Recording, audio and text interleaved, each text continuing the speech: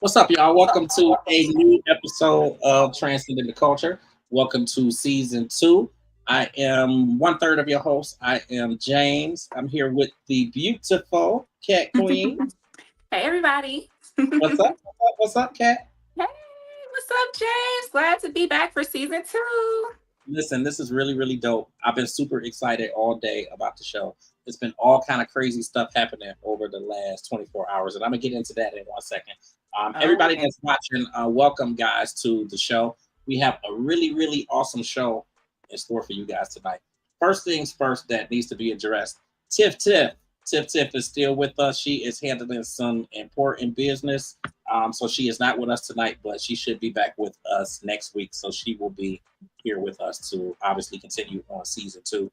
But listen, it's been today turned out to be really, really good. And I'm not gonna front like yesterday wasn't good too, but I get my car through Uber.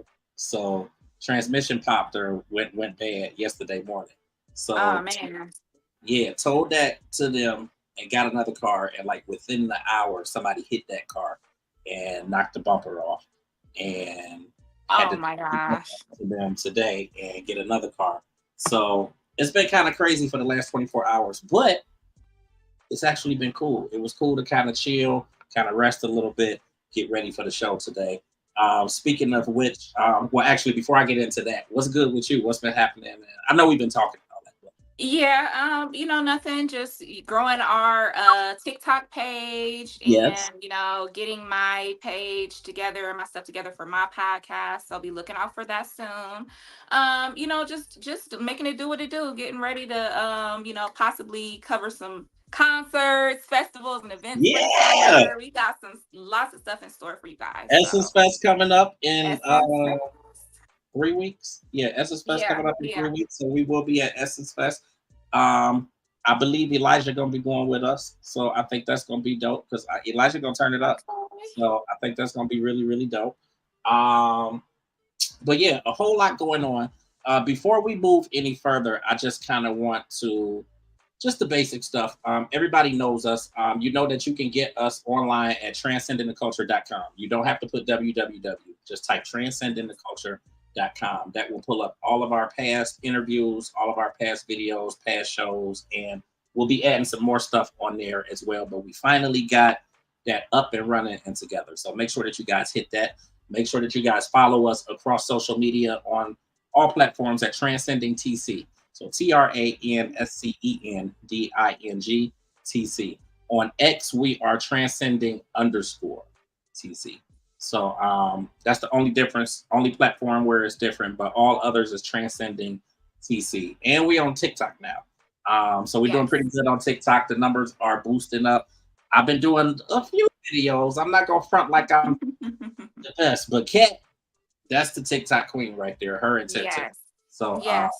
I'm gonna be doing some videos on our TikTok and also some live. So yeah, follow us, like he said, Transcendent TC, and follow me at Cat Queen. And I'm gonna be posting almost daily now because I got a lot of material I made for yeah. y'all. So And then get I have ready. lined all my social media up. So on Oh, IG, I really? still have authentically James, but you guys really could get me at I am James Grant across all platforms. So that's Facebook, X, Mm. Instagram, and a few others. I'll make sure I get all of that out there. And then of course, the link in my bio on IG, has everything. So you guys can hit that up.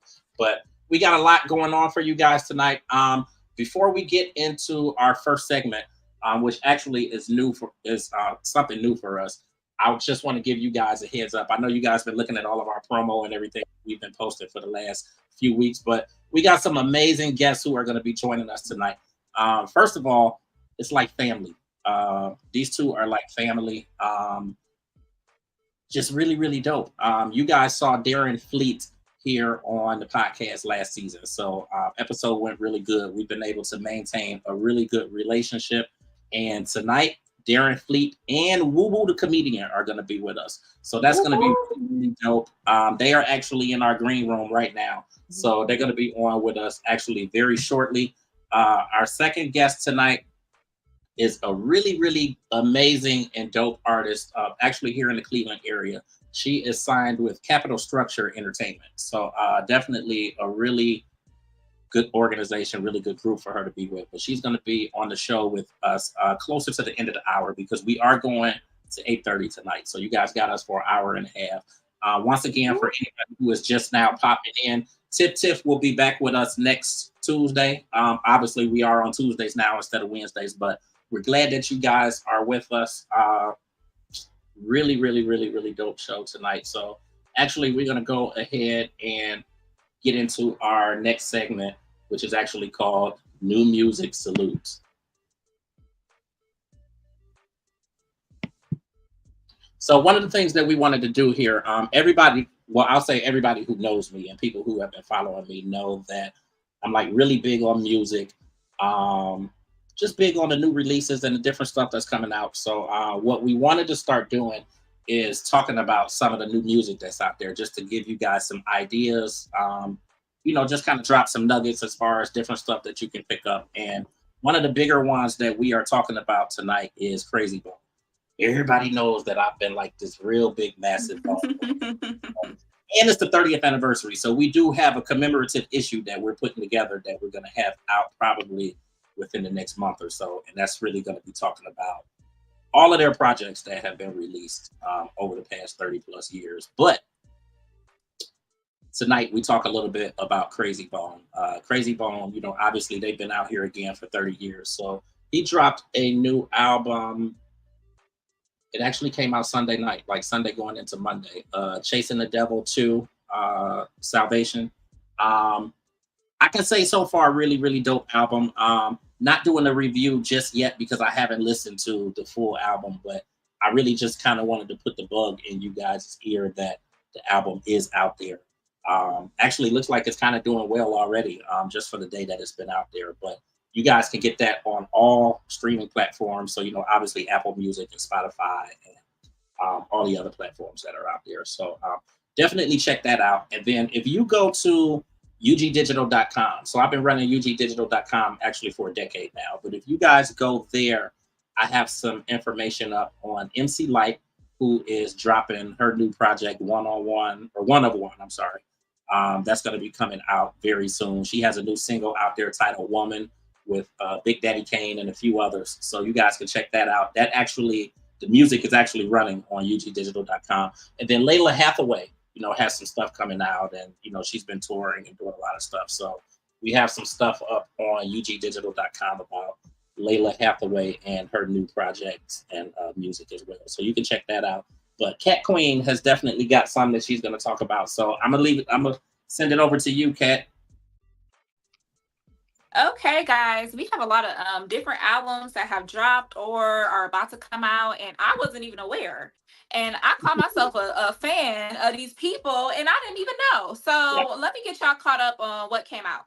So first we have Miss Sexy Red. We have her new album, In Sexy We Trust. It was released May 24th, so you can get that now. So if you like me and it's, even though it's Father's Day, even though it's F your baby daddy, if you feeling like that, like Miss Sexy Red, go ahead and get that album so you can bow, bow, bow, all of that. Next we have Dopamine by Normani. If you guys know Like Normani. if you guys know Normani, she has the song with Cardi B. She came from Fifth Harmony, and she has her album Dopamine that came out on June 14th. So you guys can get that. Next, we have my girl Kalani, and she is dropping on June 21st. So you can get her album. It has a new song called After, I think it's After Hour. And it's the Nina Sky beat, the Move Your Body Girl. Yeah. So it's that, and then the remix is Destiny's Child Cater to You. So it has a great vibe. Yeah, it's a like really, really good. I really do. I really, really do. I love Kalani. That's one of my favorite artists. So definitely be looking out for that. Next we have Miss Megan Thee Stallion. It's a hot girl summer. She been blowing up. Her tour's been blowing up. Her album is coming out June 28th. So, and it's Megan by Megan Thee Stallion. And last, we have Samurai by Lupe Fiasco coming out June 28th. We all know Lupe. You want to get with the kick push. He got it. He got it for you. So we just wanted to spotlight some of the albums, some things that I personally listen to. So be looking out. We got new music for the summer, new music for Like, your ears. have you heard much about the project that he just dropped? No, I haven't heard anything. That's why I'm just like, I haven't seen any promo. I haven't heard any music. So I'm kind of, I know that he split with record labels and Okay. managers, and there was a lot of different things. So I'm curious to what he's going to have, because a lot of times when people go independent, the music is really good. So I don't It's, know if it's all the way independent or what. I have to do some research, but I'm excited. I like the independent side a whole lot better, but I don't know. I do want to listen to the project. Like, the only thing I really remember from Lupe Fiasco is Kick Push, but yeah, that's kind of it. But I do want to. I do. I do want to listen to the project though, so I'm gonna actually check that out. I really do like Normani, and I'm really just now starting to get into Sexy Red. So, I know. um, I remember I was playing you and Tiff Sexy Red last year, and I'm over and there I was, like, hey, and I was like, "What the hell is you listening to? what Like, what?" is this, girl? Well, no, So that's dope. I'm excited. I just went out last weekend, and my girl turned it on. We was turned up rolling. So it's a Right. good album. I haven't listened to all the songs, but I have Hennessy in one cup and vibes, and I was vibing out to it. So everybody go get that In Sexy We Trust, okay? All right, all right. Well, I think that's dope. Thank you for thank you for highlighting those projects. And again, Crazy Bone, his new project just dropped as well, so you guys can get that on all streaming platforms. But it's Definitely. actually time to bring in our guest for tonight. This is chilling. What more can I say? Top villain. That's what. So listen, like I'm really, really excited to have these two on the show. Mr. Darren Fleet, I know that all of you who are watching right now and were watching last season, you guys saw what he came in last season. And it's really, really cool because, one of my big things with not just with Transcending the Culture, but the entire platform, like I really like to have the opportunity to spotlight not just us, but spotlight like really, really dope talent. So that being comedians, being artists, being actors, being actresses, entrepreneurs, like anybody anybody out there that's doing something really dope that I think that we need to see. I like to be able to spotlight that and kind of do it on my own terms. So I reach out to a lot of people to get them here on the podcast. And the one thing that I can say is when I reached out to Darren last season, like he immediately jumped on it. He said, "Yeah, let's do it. Let's knock it out." He came on. It was a big success for us. I had an opportunity to go and check him out when he came to Cleveland. Really, really, really dope show. And in that moment, when I went to go and check him out, I caught on to somebody else. Beautiful lady, Woo Woo the comedian. When I tell you, like she had me like getting ready to fall out the chair and like laughing. And like when I'm looking at her reels and looking at Darren's reels, like it's just like it's good fun, it's good comedy. Like they really are two dope and amazing comics. And it's really a change for today. I think there's a lot, that can really be seen in their routines and just the things that they do and just how they move every day. So I thought it would be really good to start this season off with Darren Fleet and Woo Woo the comedian. And once again, when I reached out, he said, "Listen, we ready. We gonna do it." So here we are. I want to introduce our comics and introduce our guests in. If you guys will help us to welcome Darren Fleet and Woo Woo the comedian. Hey, hey, Hey, hey. y'all. Hi, boo boo. Listen, Hey, you're not gonna be girl. sitting in the background looking mean like that, Mr. Fleet. Look, I was sitting back here chilling, and then hoping that Coach didn't come running because anytime he hear me talking, he feel like I'm talking to him. Right. Lord, I Man, was We love probably we love going through we the love I'm same like, Coach. thing. when I saw you like this, I'm like, oh shit. I'm like, he ain't. Oh no, that's me waiting. I didn't even know you could see me from behind stage. Yeah, My bad. I was looking as soon as y'all popped on. I'm like, okay, they ready. We gotta move. We gotta move. Oh, shit. I hope they didn't catch me looking like. Oh, Yeah, shit. I well, they just ain't look like seen I us. ain't give a damn. I give No, a it's just damn. us. No, it's I just give us. a damn. But listen, I gotta say thank you, man. Like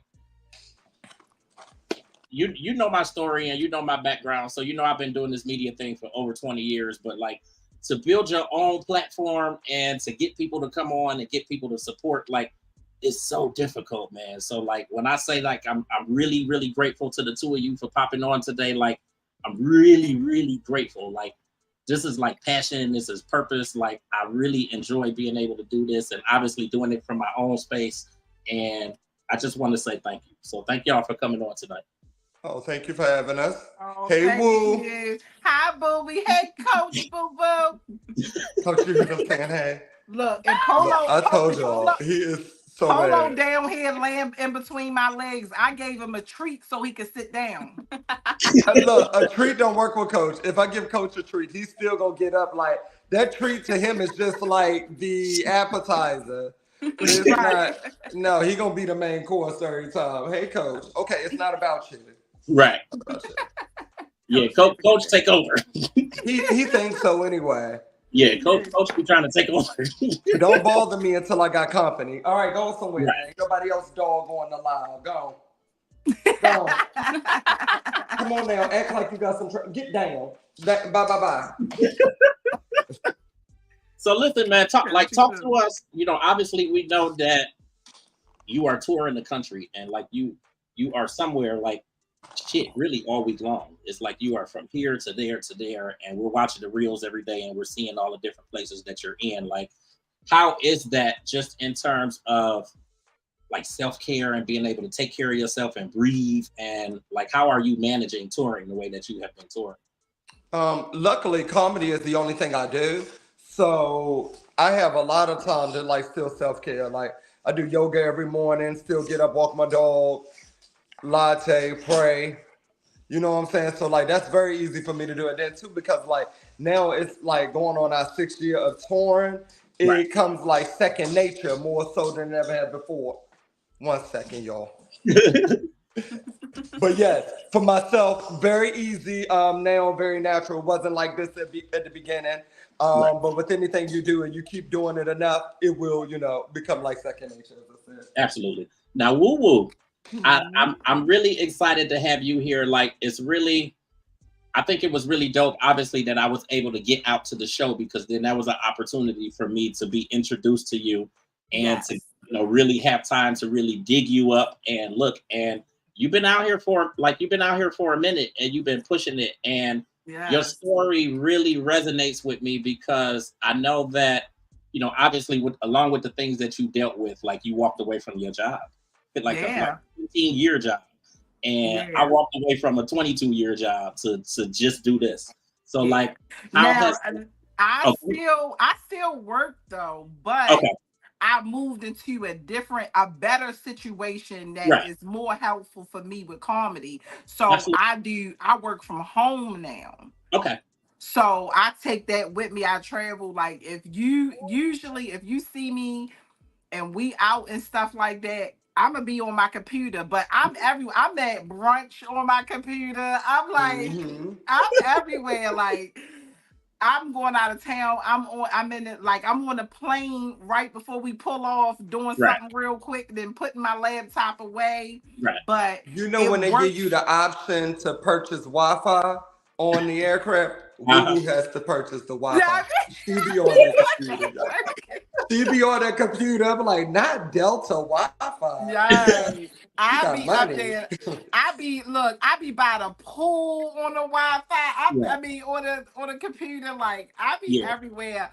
But it's so crazy because I get my work done. Like, people be like, "Woo, you don't really work."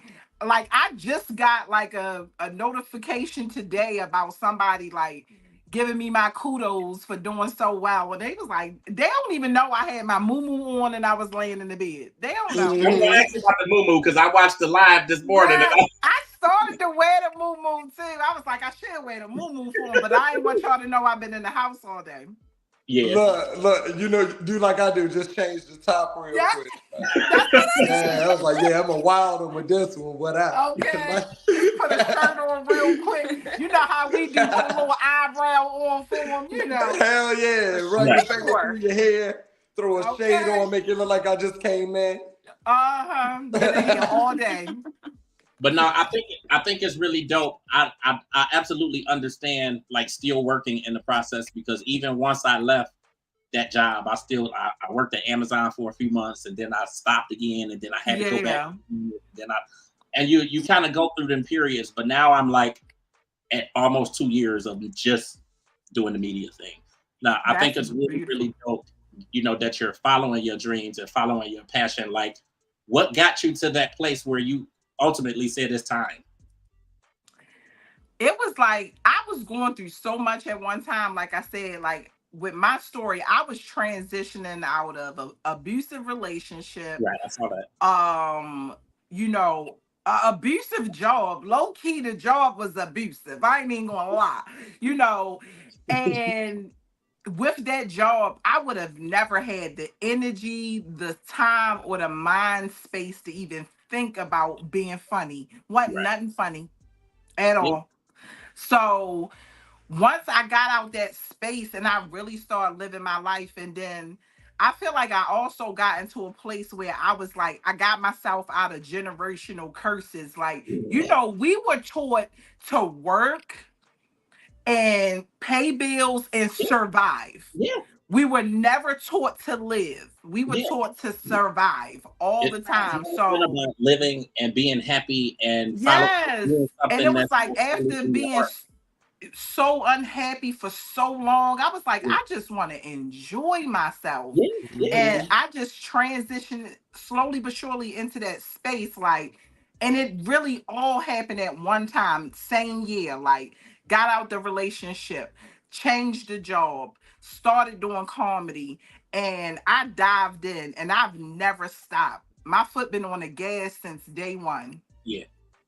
I think it's really dope. I know you were on you did a basically a touring with some other female comics, but now you've been touring with Darren for how long has it been now that you two have been together? So we done did like what 3 or 4 different tour rounds. Mm-hmm. We've known and it's each been other like over the course of like about 5 years. over 5 years, yeah. So we've known each other since we started doing comedy or whatever. We met at local open mics in Baltimore. And Darren just was like, when he seen me, he saw that I was taking it serious, even though it was an open mic and I had a set. And he appreciated that, you know. And then we wound up doing a show together. And then once he seen that I already was going out and traveling and doing things with nobody. Like I was just doing it, you know, on my own dime. I went to Utah, and Darren was like, girl, you want to go with me? And I was like, yeah, why not? Like, let's go. No, and be honest, that's not how it went. When I saw that lady in Utah, I brought her up, I was like, damn. I ain't even been to Utah. So it was like, no, you know, like, because a lot of people make it seem like you've made it when you have like social media numbers or you starting your first film or something like that. But you can make it just from ground zero up. And when I saw her touring and not using no excuse, and hey, Majestic down there, she said, hey. When I saw her touring and, you know, like not making excuses, you know, I'm a female or I come out of Baltimore and I can't do this. Like she was doing stuff a lot of people don't do. She knew she wanted more than just like open mics. And I was like, I like this about her. And that's what made me drawn to her very much. And still to this day. It's really a lot about, like, you know, especially when you're considering bringing somebody along with you and kind of guiding somebody and helping them to kind of reach, you know, mass success at the same time. It's like, it's really about, you know, seeing how they flow, how they maneuver, you know, how, I forgot what I wanted to say. I mean, basically how proactive they are. And like, how, you know, if they're reaching out and kind of getting some things done on their own. Like, it's really a lot similar. Like when people come to me and they say they want to do media and they want to talk to people and interview people, like I need to be able to see, like, what can they pull together on their own, like without me pull something together, me getting in touch with somebody for them to interview. Journalism skills. No, I think it's really, really dope. Obviously, I see the connection and the kinship between you two, but it's really just something about how you two move and what you're accomplishing and again, the fact that you following your dreams. So like, I think it's really, really dope. Like, I really admire both of you. Just for what you're doing. I'm gonna let Kat jump in there. because I know she's got a number of questions. You still there, Kat? Okay, she should pop right back in. But I think she's having like some connection issues. I saw back there kind of. But like tour wise, so like it's been a couple months since I saw you here in Cleveland. You look like you didn't expect to see me at the show. Well, you know, Woo will tell you the same thing. Like, we have so many people who will be like, I'm coming to the show. Or Darren, you know, I can't wait to see y'all when y'all out Baltimore. Speaking of being Baltimore, June 30th live in Magoobies. What's good? Okay. Just had to plug that shameless plug. But yeah, I'm coming to see you at the show. Like, so all our people from round way. So like, I've had cousins already get me up and friends and stuff, and then you'll get there and they won't, you know, they won't be there of some. I mean, I'm not going to say that's always the way, but a lot of times it can be that way. And then they'll be like, dang, I forgot your show was last week. So to see somebody kind of keep their word is like a shocker. And I'm not like saying it in a way it doesn't happen, because our core family and friends come all the time. But like, to hear somebody who you've interviewed with, I know you be busy, and like working in media ain't no, you know, skipping the park. So I'm like, he may not be able to even come out. Like, so it was a shocker. Nah, it was really, really dope. It's something about the improv, and it's called, and you know, just to be clear, it's called the Funny Bone now. But it's something just with the atmosphere of going down there, and like some comics, like is, you know, it's really dope, and you just could tell that they really enjoy being there. And then some of them, not necessarily the same, but like people really turned up for the two of you. They did. Really amazing. Then of course we were supposed to come out. You were in Columbus back in January, and I had a lupus thing going on, so I couldn't come. And Tiff-Tiff was happening. Well, I'm sorry to hear that. I'm kind of glad you've seen the Cleveland show over the Columbus show, even though the Columbus show was great too. Like myself, Kobe Jack, a guy named DJ, we knocked it out. It was really, really good. I mean, it was a great turnout. They sold out as well. But I think to see Woo Woo and have a connection with her, Woo didn't do that show because she also had a prior show. Woo is one of the people, like, even when we on tour, she got her own stuff going on. She's going to do hers too, because when you've already taken on them dates, you got to go out and do what you got to do. But yes, she didn't do Columbus, so you got a chance to see Woo Woo in Cleveland. So I think this is just full circle, and you saw the show that was, you know, meant to see. So yeah, the good show. It's like that. Even though they were both like cranking, I think. I know they was, because they amazing too. You know who you had with you, so they. They was dope. They was, but you know, we just got that thing. You know how that is. So like, we just got that thing. Everybody phone, look, my phone dropping, her connection, his connection, like, well, we about to host the live. Okay, we taking over. Let's interview them. So hey, boo up there, hey Kat, how you been? Hey guys, sorry, you know how I go here. It be like that everywhere, Troy. Like, we be on FaceTime, and the next thing you know, we stuck. And just talking, so like you know, I'm glad y'all been taking over. Darren reading the comments. I'm like, dang, that's my job. This my friend. I'm like, hey. We just been taught to keep it moving, like, you know what I'm saying? Because it happened even in stand-up sometimes. Like, you know, the mic might come apart. You got to keep telling the joke. And you got to keep it going. Yeah, you got to keep it going. Must go on, right? Absolutely. So Woo Woo, nice to meet you. I'm Kat. Nice to meet you, Darren, good to see you again. Good to see you. I actually was on your live the other day. And I know everybody was pestering you with this question. I know you tired of this. And I already know the answer. So, because you talked about it on live. Everybody was in love with little Mr. Coach in the pup cups. Mm-hmm. And so can you explain, you know, why that kind of... I know that's right. Look, I had to tell my cousin before the live. Look, shout out. Listen, we got kids and all kind of stuff going on here. But can you explain what happened with the Starbucks situation and what it means to know your worth? like I said, when it came to Starbucks, and this is what I was trying to make clear with my fans and people who love that saga, because I got a lot of new fans just from Coach alone, from all different backgrounds of life. So I'm appreciative of them, and they actually love that whole Starbucks situation.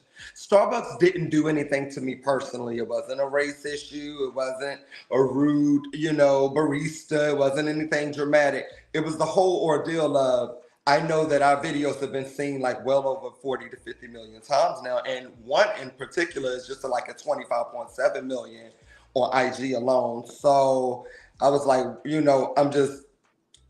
me personally, I felt like if I was a different shade of color or if Coach was maybe a different breed, we would have had, different success with them. But I'd had people from Starbucks reaching out to me and stuff like via email, just like, we love what you're doing. The pup cups, like now that people know that their dog can get a treat, it's making people who are not even coffee drinkers come out and get something just because they know they can get something for their dog.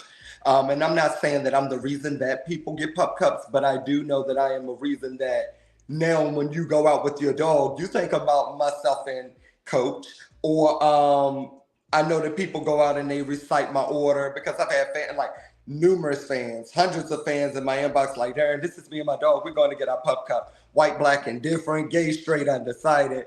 So I feel the way endorsements work is, I think people felt like I was trying to say, well, no, since we've done something for them that Starbucks needed us. And I'm not saying Starbucks need me, but I'm also not saying that they don't.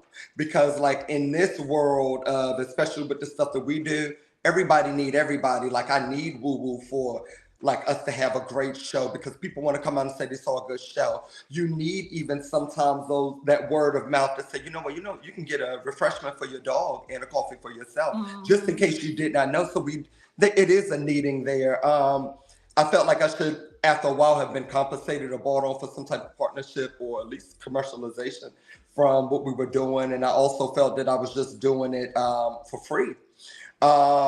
So it just made me kind of like pull back the reins on, and I was like, you know what?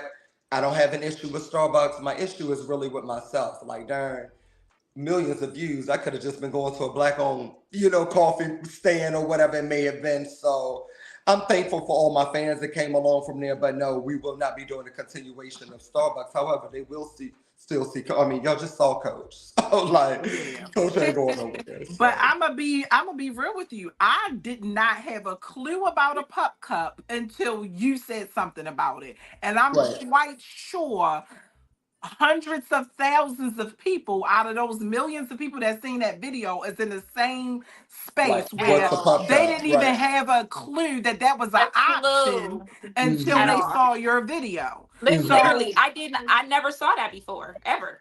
I would have never known about that if he didn't say something about it. And I'm quite sure that's true for hundreds and thousands of people, which is millions of dollars in their pocket. So I didn't know either. I went to Starbucks. You know how I've been doing Starbucks yoga, praying every morning. Like Woo will tell you, we get up at 4 or 5 in the morning sometimes to catch the plane. I'm gonna get up and pray. I'm gonna do my yoga. I'm gonna go and get me a coffee. That's just me. However, when it came to it, I got Coach out of Richmond, Virginia. So we was in RVA, and I brought him through the Starbucks line one day, just for him to be out and having his head out the window. And the girl was like, "Do you want a pup cup?" And I didn't even know what it was. I was like, I don't know what that is. Like, you know what I'm saying? Let me see it first. And it was just like a little cup full of whipped cream. Before I could even take the cup out of there, Coach had already jumped in the front seat. It's like he knew that was his. It was so I was like, yeah, I'm about to start getting him pup cups every time now. Like, shit, I'm about to put the world on. Like, that's how it was for me. So, no, I don't feel like they owe me, but I also don't feel like I owe them anything either. We just, I call it evens at what it was. I enjoy going there. I still go to Starbucks. I still patronize, but I don't do it for the viewer's discretion, if that makes sense. Right. So. Right, yeah. So that's why I said knowing your worth, because you were bringing them something, and when people are not appreciative, sometimes you got to stop. Correct. Right. Especially when it's us, you be like, oh, okay. Yeah, if it was Waffle House, I would have been had a deal. They'd be like, hell yeah. Oh, you would have had a commercial, baby. Okay. But Starbucks, like, we were looking for more of a Tyler. So, like, you know, but I have seen people of color, I don't want to say this in the wrong way, in Starbucks commercials and stuff. And then, too, I think, too, like, because, you know what I'm saying, like, we from round way. So, like, I might be a little too urban for them, you know. So, like, I think about all of that type of stuff, too. It could be me. Be me, but I ain't about to dumb it down just to fit a mold in now. I think it sucks a little bit though, just because it's no way that you can tell me that their business did not go up in some way or another because of what you were doing. No way, because no we way. don't even know. And I know that I honestly can't remember when I started following you, because when I started seeing the pup cups, you know, like the skits that you were doing with the pup cups, we were already connected on IG. So I know that it was prior to that. But I think that like what you were doing, it really is a testament to obviously the power of comedy and, you know, the reach that you have, because I know for a fact that a lot of people were going because of, you know, seeing that skit. And when I first brought it up, Tiff-Tiff, all she knew was Coach. So, all she knew was Coach. I'm telling you. She like, you talk about Coach? We like, no, we're talking about Darren Fleet, not Coach Fleet. But we ain't talking about Coach. We ain't having Coach on the show. It's Darren. That's how that's my name now. Ask them, Woo, like, people used to be like, ain't you what behooved me was? Now when people see us in the airport and stuff, what they be saying? Like, and like, don't you coach? Ain't you coach Dad? Like, yeah, like I had a name. It's all about, they be like, where Coach at? Like, he was gonna be walking around with Coach everywhere. Yeah, like I be in the public bathroom and a guy would be like, Coach is there. Like, where's Coach? And I'm like, well, he don't stand up and piss. So, you know, he ain't in here. Like, you know what I'm saying? So it'd be like that. But I appreciate the love from that. And I also appreciate my dog. Coach be selling tickets and he ain't even right. So I ain't about to say nothing bad. Like, me and him are partners. Yes. Everybody you got to pay him, but in some treats. That's it. Pretty much. But one thing I will say is now he's a working dog. Everybody in my house earn their keep, including Coach. So I can't even be mad when I'm buying. You hear that? You hear that, Polo? I know that's right. I had a question for Woo Woo. Woo Woo, do you think your accent adds to your comedy and your personality? Absolutely. I do. I think people love my accent. Also, what I try to do is sometimes be better at enunciating stuff when I'm doing, because I still want my jokes to come across. Because I know when I first started, there was certain things and I would say it and people be like, what she say? I done seen somebody's face literally go, what she say? I'm like, oh Lord, yeah, girl, get it together. So, and it's crazy because I've worked in customer service for so many years. I know how to, you know, talk, but of course, when I'm doing comedy and I'm having fun and I'm being myself, I'm going to talk like how me and Darren talk. Like, I'm you know, I'm going to talk like that. Yeah, right. What up, yo? Like, I'm going to talk like that, but at the same time, I still want people to understand what I'm saying. So you'll hear, like, when I'm on stage or whatever, I'm still, of course, I can't turn it off. I'm like West Side certified. Like, I sound like Baltimore all day. As soon as I watched one of your videos, I knew exactly where you was from. But I love that accent. It just it do something with the comedy. It just brings something to it. Yeah, and give it that twang that is needed. Sprinkle, something. Yes. Oh yeah. So Darren, you've been touring all over. Do y'all have any crazy stories, any crazy tour stories or fan stories to tell? It's always something. Hey, Whoa, yo, like real shit is always something. Like, for instance, we was just in New York City. Woo hadn't even met up with me yet. And you know what's so crazy? We normally don't even tour alone, it's always like 4 or 5 of us. It's always myself, Woisha. I don't know what happened to Woisha's. Everybody gonna have something to happen on this live. It's just like I knew it was her turn. It's a conspiracy. It was her turn though, because my phone had failed. Y'all internet was messing. It's her turn. Like it's like some Final Destination mess going on. Right. But normally it's like 4 or 5 of us. It's normally me, my assistant Jay, our stylist Tasha, Woo Woo, or either our homegirl Keishelle, who has toured with us quite a few times. Sometimes my brother Shawnee. This time in particular, I was like, you know what? I'm just going straight up the street. I'm going to New York City. Like, I got this. I'm just about to fly right in. It's straight stretch. It's an hour and a half. Get out, meet Woo. Let's go from there. Woo kind of got in like at a little later time. I get to the hotel. What is going on? Girl, look, everything on. Like, I was just telling them it was your turn. So I'm kind of glad that this, you know. You know what I'm saying? I'm glad that you already got it out the way because it's going to happen to everybody on the live. I'm telling you. But long story short, I did a whole live. I was talking about the Michelangelo Hotel in New York City, out Manhattan. It was so crazy because I got there. I was the only person of color, not even just the only person of color. I was the only Black person in the lobby. It was a sister who worked there, and it was an Asian lady by the name of June. She was so nice to everybody else. By the time I get to the counter, Sweetie was so rude to me. I ain't know what was going on. And here's the thing.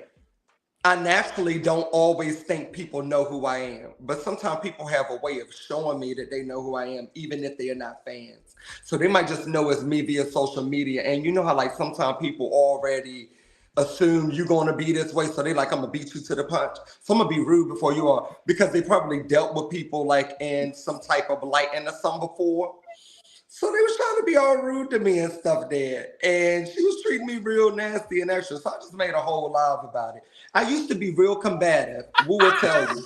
When I first started comedy, I was like, you know what? Wherever the drama is, you know what I'm saying? Wherever the cards may lie, I'm about it. Now, as you get older and I'm in my 30s, I'll be like, you know what? I'm going to either A, call your manager, B, spread awareness, or C, do both. So I called the manager and I did a live. Like, yeah, I need a document. So you handled it the professional way and the hood way. Okay. I did, because I still was mad. So I wanted to get my lick back. Like, shit, like, that's crazy. But I ain't gonna lie, y'all. I'm so proud of Darren. Over the years, he has gotten so much better. And it's so crazy because he'd be like, Woo, you'll be proud of me. Because I didn't even. I'd be like, I am. I'm so proud. I'd be like, I am so proud of you. Because over the years, he has gotten better. Because what I just sometimes say is, it's good to stand on business, but at the same time, it's like, you got something to lose, you know? Right. So don't put yourself in a situation where you lose it in this situation. Because sometimes people just purposely try to start stuff with Darren just for clout. They like that lady in Orlando. Yeah, they'll purposely do stuff to try just for clout, do stuff to him. So I'm like, don't even give them what they looking for. Don't feed into it. You know, and like he said, I can call a manager. I can, you know, now you're in a situation where you're making it aware and you might get some credit. You might get a free hotel stay or, you know, something of that sort. So it's better to handle it that way than to make a whole scene and you go to jail because I ain't got bail money. I know. Come on now. And I'm not about to take the money we just made and be bailing Darren now. Absolutely not. Absolutely like not. when you're do you find that there is, I kind of think a lot about just like the camaraderie that's kind of been there over the years between a lot of comics. Like, do you feel like there is, I guess, somewhat of an alliance, or do you feel like there's a lot of camaraderie among comics now? Camaraderie as far as to like appreciation. I think appreciation and being willing to work together, and because I mean, obviously you're doing stand up and you're touring across the country and whatnot, but then you do a lot with Instagram and with social media, whereas they haven't really, like a lot of the older comics and the past comics, they really have not gotten into that aspect of it. So I think at one point or another, or maybe even still, a lot of like the older comics, they kind of look down to a lot of the comics that are out now that are more social media heavy and doing stuff that way. So do you feel like there's a lot of support for what they're doing? You know, I try my best not to focus on that type of stuff because, like I said, probably like millions of interviews before, in my walk of life, it is so different because of my lifestyle. Absolutely. So I have to, you know, I already knew what comedy was before I kind of got into comedy. I knew it was straight male driven, and it still is. It's probably always going to be that way. And I don't see it going forward before it go backwards, because I think a lot of people think that when they see a comic who lives an alternative lifestyle, that I am trying to either A, oppose, or B, make a statement so it can be more. No, I'm just trying to do me, really. You know what I'm saying? And I'm just naturally funny. I know how to set up jokes. Right. So people who have appreciated my comedy have, and some of them have been old. I've ran into I hate the word old. Older or pioneers. Yeah. I just said it like, oh, they so old, like look at they old asses. But no, they've been older than me. Shit, I'm right. They've been way older than me. Like I'm a spring chicken in this game. They older than me. Okay. But I've had some of them who've been so embracive and so like Gerald Kelly just did our show in New York City. He came through showing a lot of love. Jamie and Nikki, husband and wife. Tony Woods and Tracy Morgan and Barbara Carlisle and Wanda Sykes. I've had a lot of people who've embraced me. Melanie Camacho. So I don't have time to think about, you know, the people who are not, because I get what I've stepped into. But as far as to like your question, as far as to like amongst each other, what I say is a lot of camaraderie, yes, amongst each other, them. But as far as to like myself being invited to the comedy sausage party, no, I don't get invited to that stage time, because like, you know what I'm saying? It's the well known, and I get it. I don't think that no one has ever said this, but I look at it like this. If I'm there, if I'm the most memorable comic, or if I had the most funnier punchlines, or if my set so happened to went well, I would feel like, from what I've seen from most straight guys, and this is not just in comedy, this is anywhere in life, I would feel that they would have a problem with that. Because I'm going to be funny. So like, you know what I'm saying? So that's how I look at it, as well as I think people who know you and who have seen you, seen your act, like they know that you're going to be funny. Like at this point, me coming out to seeing you guys at the Improv, a few months ago, now I'm like, whenever you're here in Cleveland, I'm there. Or if we hope so. We're gonna hold you to it. I did this twice too. Listen, you don't understand, man.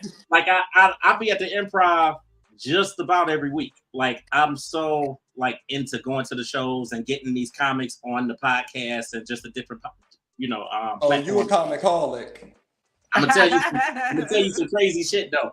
I went to go see B. Simone was here last month. And I bought tickets. They were like $75. I bought tickets to the wrong day. So I bought them. You didn't even get a chance to see her. I didn't even get a chance to see her. I bought them for Friday, and then went on Saturday. Like a complete day in the Improv. That's too bad, but everything happens for a reason. Absolutely. I had a question, and it kind of goes with James' question. How do you guys feel about them? A lot of times magazines and stuff come out with lists of who's funniest and who's funnier on the internet, and then you see these comedians butthurt about them not being on the list or them being too low for what they think. What do y'all think about that? That stuff don't matter. Like, it not only does it not matter. When I saw the list had Cameron and Mace and and it's like, and let me say this with the utmost respect. I love Cameron and Mace. I even think their podcast is dope. It's good, for right? comedians to be upset about a list of funny where it didn't even feature all comedians. I don't think Cameron or Mace consider themselves comedians. I don't see how you could be upset. I will not be upset if they had, everyone, and then Paula Dean, and then I don't know, a few people from Love and Hip Hop, and a few, because they're not comics just because they've said something comical. We've all made someone laugh. You know what I'm saying? So for comics to be upset and bent out of shape for it, I look at it more like, well, the list wasn't based on comedy. It's made based on who made you laugh the most and do you have the likes to match. So rightfully so, I felt like they tallied up all of their likes and views and they ordered it from what they've seen. And right now they are the leading of the pack who's getting likes and views. And when they go and look at the comments, it's saying it's funny. But not everyone was a comedian on the list. Now the ones who were, I feel like personally deserve to be there, especially when you're considering likes and views. So that's Drewski. I love some of his work. I love the that record label shit he does on live. It's crazy. Could have been records. Hilarious. Yes, that is hilarious. Yes, hilarious. He's serious with it. It's like some because he's so serious. That's shit. what makes it funny. Yeah, I love Desi Banks. I love Desi Banks. Desi Banks. Yeah, paints a picture of shit we seen growing up. I'm like, oh yeah, I know a baby mom and baby daddy are just like that. They gonna get back together. Yeah, like, you know what I'm saying? Like, I love Funny Marco. So I saw a lot of people that I watch on it in Castanat. So yes, yeah. That's what I just feel like. Like Darren said, it wasn't a place for comedians to feel away, and they also specifically said this is not stand-up comedians. Correct. It's not stand-up comedians.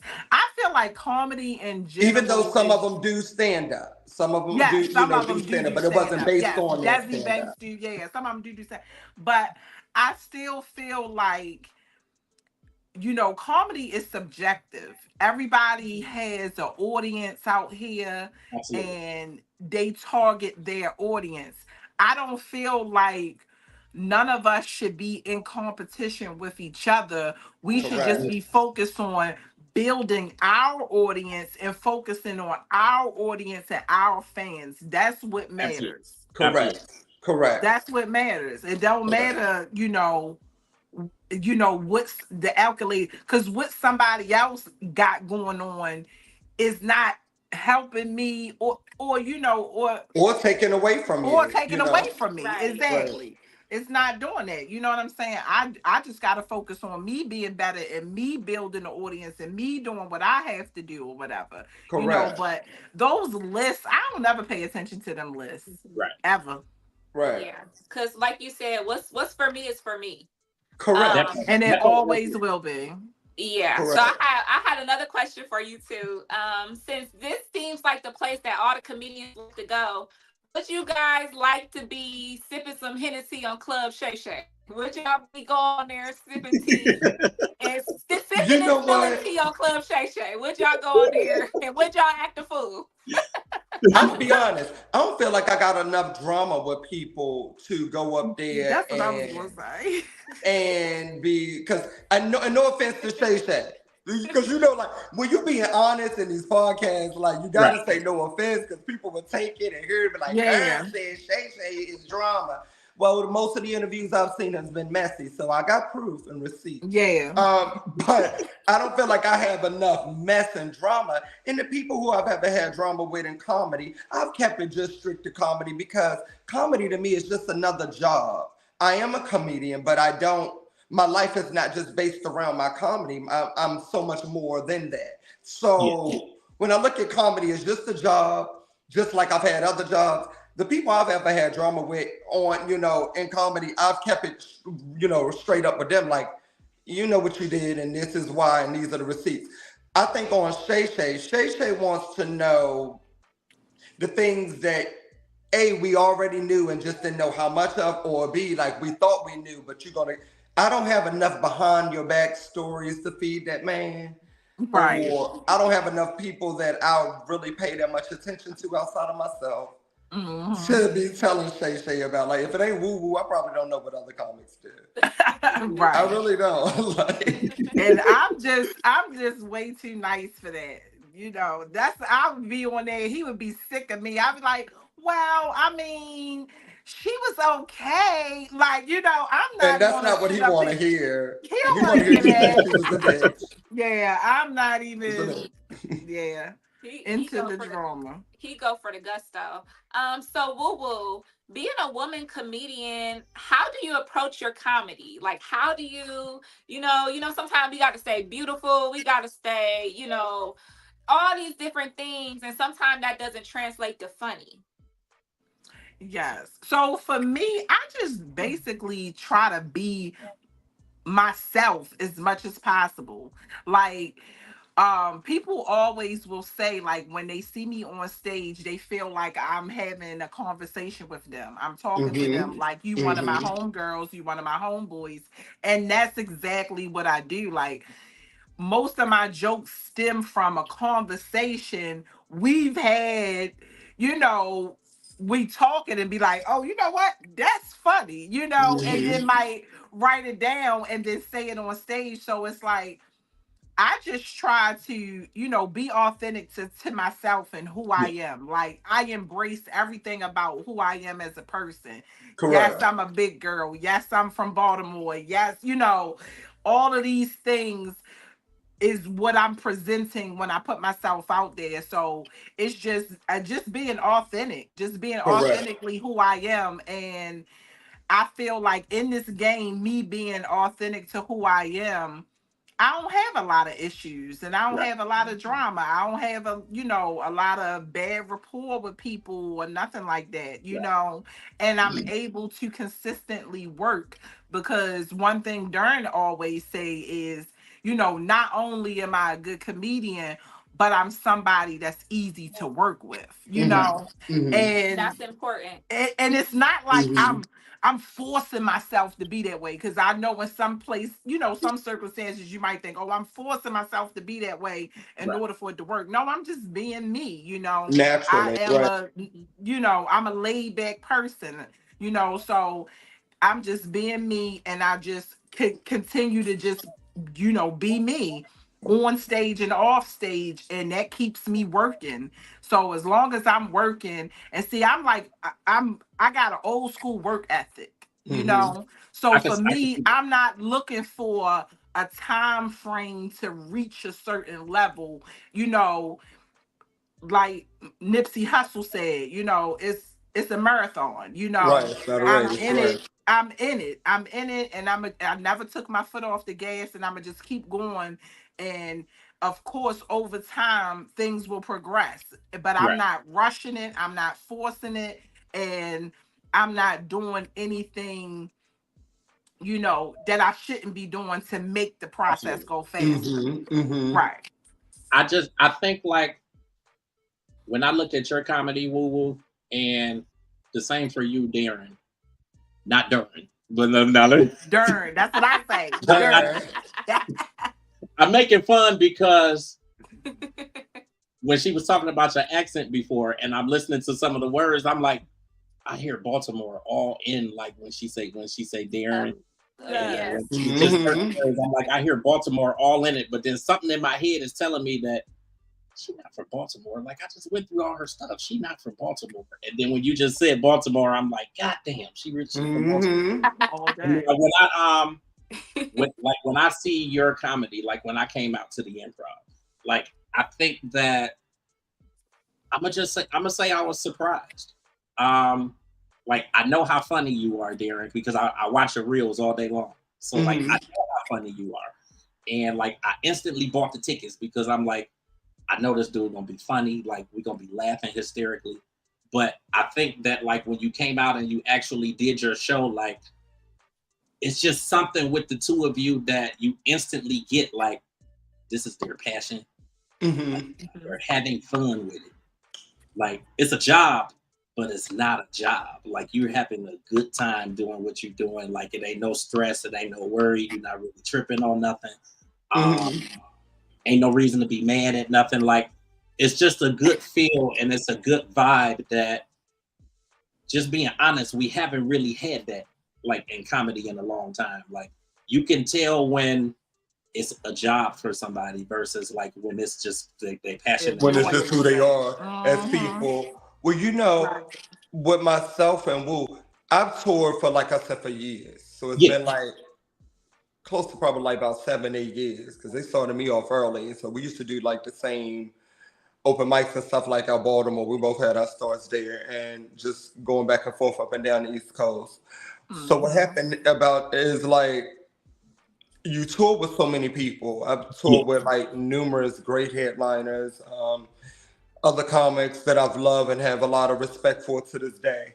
yeah, But as I'm growing and I'm finding out more who I am, because it's one thing to know who you are before comedy, and then once you get into comedy, it's kind of like having to relearn who you are because now you're like, I have to do it as this way because this is what comics do. And I used to think that way, like I gotta carry myself as a comic, or I gotta do. No, yeah, I carry myself as Darren, who so happened to be a comic. I don't put comedy as yeah. my first thing in life, but it I is get my it. career, it's my I job. absolutely get it.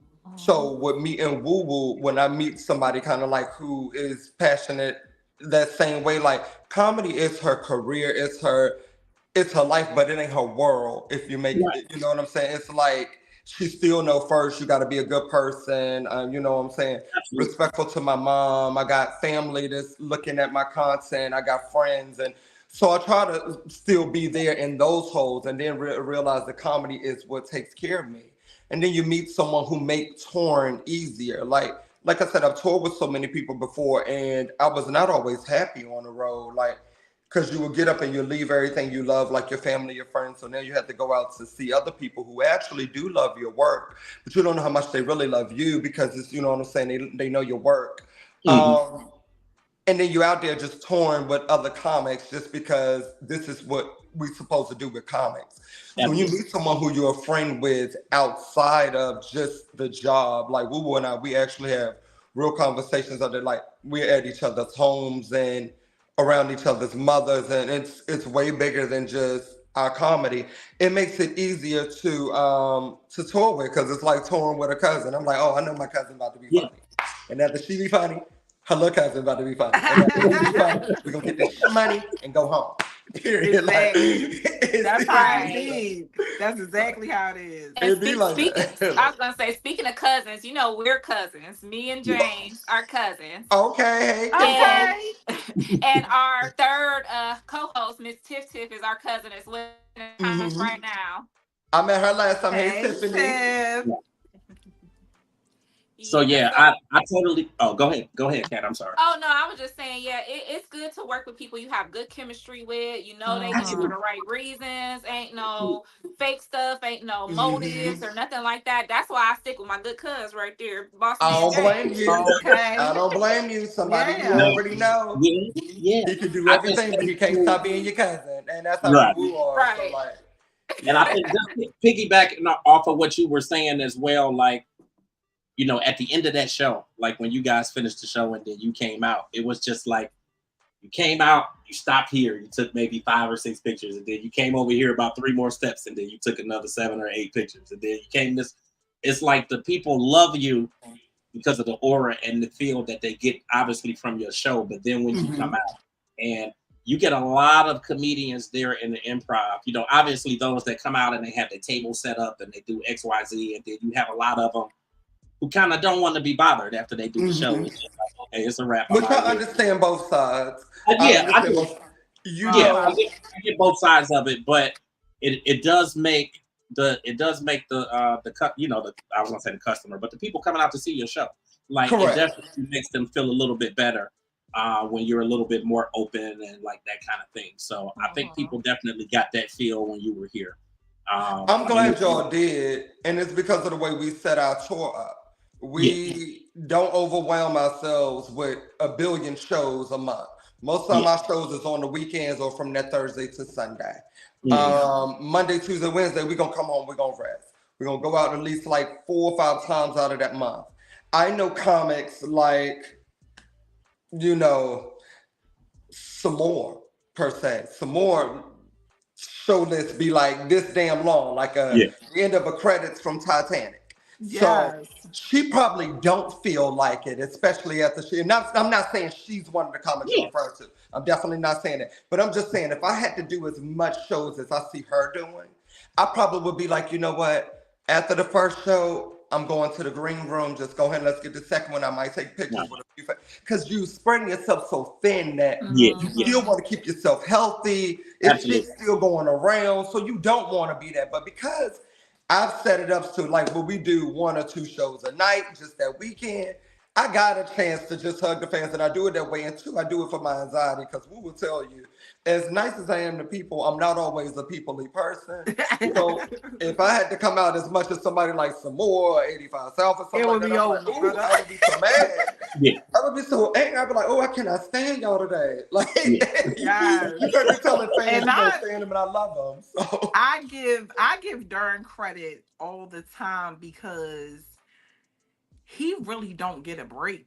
Like, even though, like, you know, he does, like he said, you know, he does his yoga, he pray and stuff like that, but it's like, because his face is familiar, you know, it's like you kind of always got to be on in some capacity. Like, you know, you want to have fun, you want to enjoy yourself, but you still got to be on in some capacity because people know him and recognize him. So I give him credit for that all the time, like, because I'm not to that level yet where people recognize me all over. You know, I get recognized here and there, but I don't even know if I could handle it, you know, constantly all the time. And he does such a great job of at least trying to make people feel welcome when they see him. Like, he shows his appreciation. He appreciates his fans so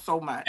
And he shows his appreciation. And I think that is amazing, you know, for you to be like that, because like you said, you don't have to be in reality, you know, and there's other people that not, but I know you feel like you gotta be because you love your fans. Right.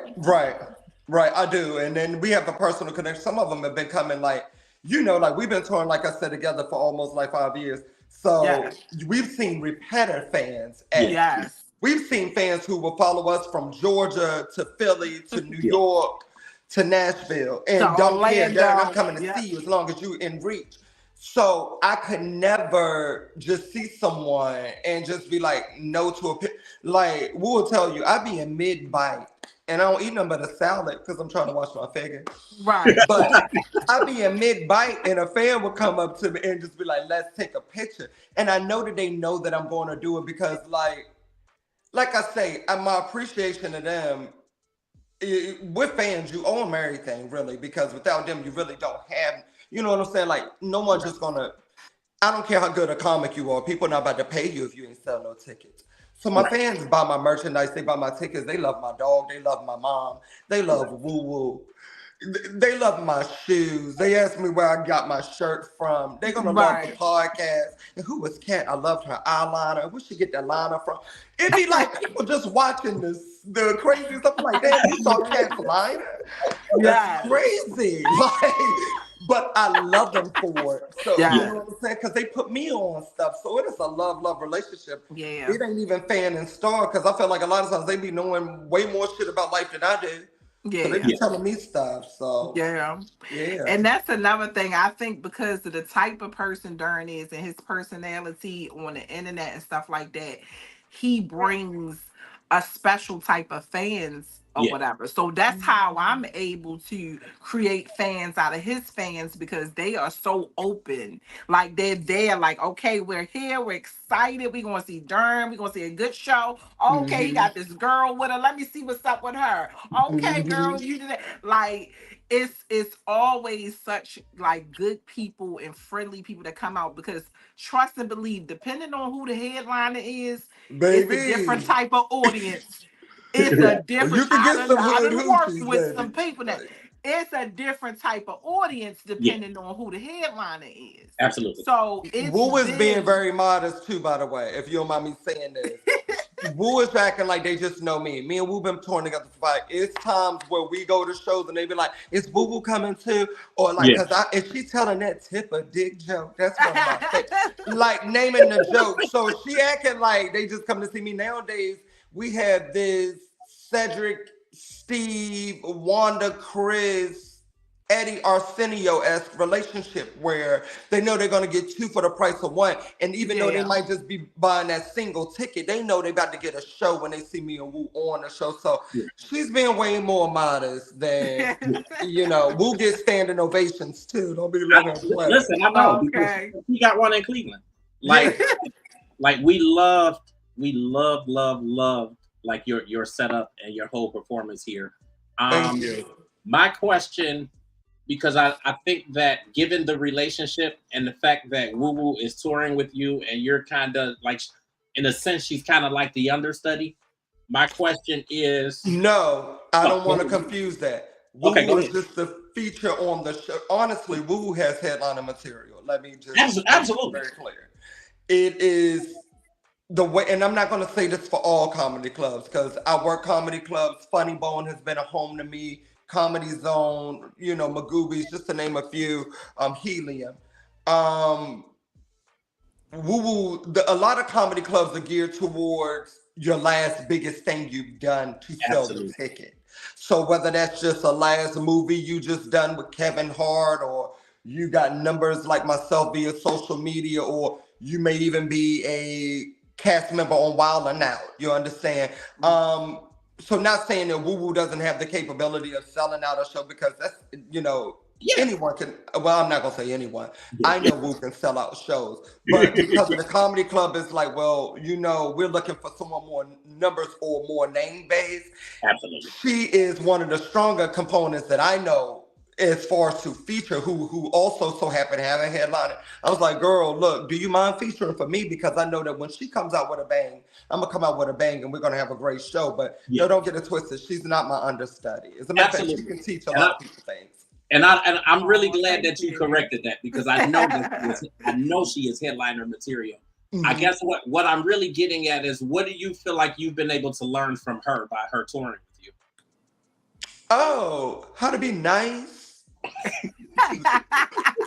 What? Look, I'm always nice to my fans, but real shit. I'm always nice to my fans, but everybody else, it'd be like, what up? Like, TSA, you got attitude. Yes. Starbucks, why you not smiling? Like, I'd be willing to be like, Woo, let's just wrap this shit up. We can go on home. They being rude in the green room. What's going on here? Right. But Woo always honestly, what I've learned from her in comedy is how to be persistent every time. So when we were first starting out, I can honestly admit, I met Woo, like she said, in open mics. We would just do stuff like Gentleman 10 or Moe's, or sometimes we would be on the same shows with people like KY Nelly or Larry Lancaster, who we both love Larry.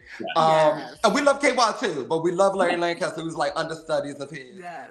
But they would just put us on shows, so me and Woo will always meet up. What happened from this is I would watch her consistency. They pushed me to headline, and I only had like maybe 20 minutes at a time. We were just in open mics. I didn't even have a whole set. I always had this naturally funny thing. So I knew that anytime I was going to get on stage, I was going to make that 45-minute slot fill up and I was going to be funny. I saw Woo just hone her 25-minute set and just keep polishing it and polishing it and polishing it. Versus myself, I had to always find material to build the 45-minute set. So I watched her turn her 25-minute set gradually into a headlining set. And I've also watched her be consistent with telling those jokes. Like, I've seen people get tired of telling a joke because they don't believe in it. Woo can tell the same joke for 2 years, right? Take a word out of it, put a new punchline to it, maybe add it, and never get tired of it because she believed in what the hell she said. It's because she actually lived it. Yeah. So she's shown me that, like, just like you stay true to who you are as an artist, and then it comes out like in your work. All our jokes be, honestly, shit we go through. Like, I'd be like, whoa, we about to write that down. That's funny as hell. Yeah. Yeah. So it'd be like that. Oh, Tiffany said, Darren, I have a fur baby now. Yay, Oh. is his name Catch? He could be Coach's brother.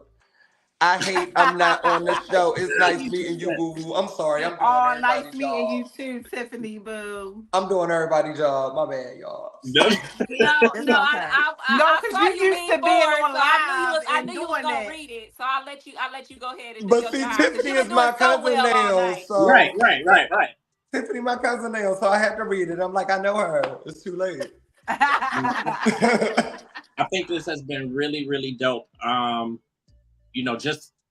I think just for myself, I just want to say again, and I know I said this at the beginning, but I'm like extremely grateful to both of you for coming onto the podcast today. Like I said, whenever you are here, if you in Columbus, if you in Cincinnati, if you hit Akron, if we in Ohio, it's pretty much. Got it. Because if you named another city, Toledo. He was going to name all of the cities, wasn't he? James was about to go as far as to the cusp of Indiana. Right. If you are in Ohio, cut off. You will be at your show. I appreciate you guys. I enjoyed the show, of course, when I came out. I'll be at whatever show is close by and I can get to it. I will absolutely be there. I know that Kat, definitely has some closing words before we head out. Nice. Oh, do I? You act like I'm about to lead the prayer or something. Okay. I mean, that's what you had said. Sister Kat got some founding words. Let us pray for this internet connectivity to get better as our season two goes forward. Let all our celebrities and all our bookings come through. Let me stop being tongue tied and let these kids act right. Amen. Okay. Amen. That sounds like a good prayer though, on the low. Right. Coach in there too. Lord, please put some of that on Coach. Put some of that, add the fur babies, the babies and the fur babies. Let's right. act good while we are working, okay? But I just wanted to say, I really, really appreciate both of you. Woo Woo, I am trying to break into a little bit of comedy. Darren pushed me a lot last time. And I actually had a show. I'm glad I could. But I got COVID and I couldn't do it. So I'm trying to redo it, get my material together. But it's really inspirational to see someone like you that's in the game doing her thing. And like Darren said, polishing up. And I can't wait to see more from you in the future. Yes. So much. All you got to do is start, girl. Just start. That's the main thing. Listen, just start and just do it, and you're gonna know right then and there if it's for you or if it's not for you. You just gotta start. Look at Tiff talking about. I wish they could come to our family reunion picnic, girl. Don't tell us that, because we'll be there. Don't ready for a plate, baby. Like Cousin Pete. Okay. Ready for a plate. Look, and we know 3 family members too. I'm like, no, yeah, we all cousins. Right. Guys, we ain't related. Tiff and James is on the committee, so y'all really in. So. We in there. All you gotta do is sit us by the punch. Potato salad. Well, you know what we want to be sitting there. Let me get us by the punch. I might even host the family games if you let me. I'm like, potato sack race. If you can't, you got a bad ankle, don't follow over here. We don't got to this park, baby. Okay. You're gonna hold both of y'all through that. We would. No, seriously, we like that. We'd be like, oh, so we going to the reunion? All right, let's go. And Cleveland showed us so much love last time we came. Honestly, Cleveland was one of our favorite shows, and we always say this about every show. But Cleveland showed us so much love, so much love when we were there. Yeah, it's like anytime I mention anytime I mention your name to anybody here, they know who you are. They know who you are immediately. But they know. I love the Midwest in general, even at Central Point, like Chicago, we will tell you we about to go to Detroit. We doing the Imagine Royal Oak Theater on July the 12th. We've already sold out VIP. Midwest, anytime they say that we're coming, so much love. It could be a Thursday night like it was that night in Cleveland, and they are going to show up. It's just, and it's mind blowing to me, like this. But I appreciate y'all so much. Cleveland has no idea, and they've been showing up for me like that, over the past years. A lot of them were repeats. But a lot of that too. A lot of them were repeats. A lot of that too, though, is personality. Obviously, it's your comedy, but it's also your personality and how you come across to people, and they can tell that you're genuine. So Thank you. Thank you. It's obvious as a viewer. Like I followed you from just a 2-second clip when you was looking back. It's like, you know, at the bar. Oh like, yeah, that was real way. They was like, so you at the bar and somebody hit your chair. At Hazelwood Inn. That's when I was a singer. I was a karaoke. And I was like, yes. I said, oh, let me repost that because I you know what's so funny about that video? I was with him that night. Remember, it was me, you, and Rashawn. And the girls was over there recording. Because here's the thing, if y'all was sitting at the bar at that time, that video probably would have did even more. Because I would have been shady with it. I'm like, because y'all, people in Baltimore. Let me tell you, I love being in Baltimore. Baltimore is home, right?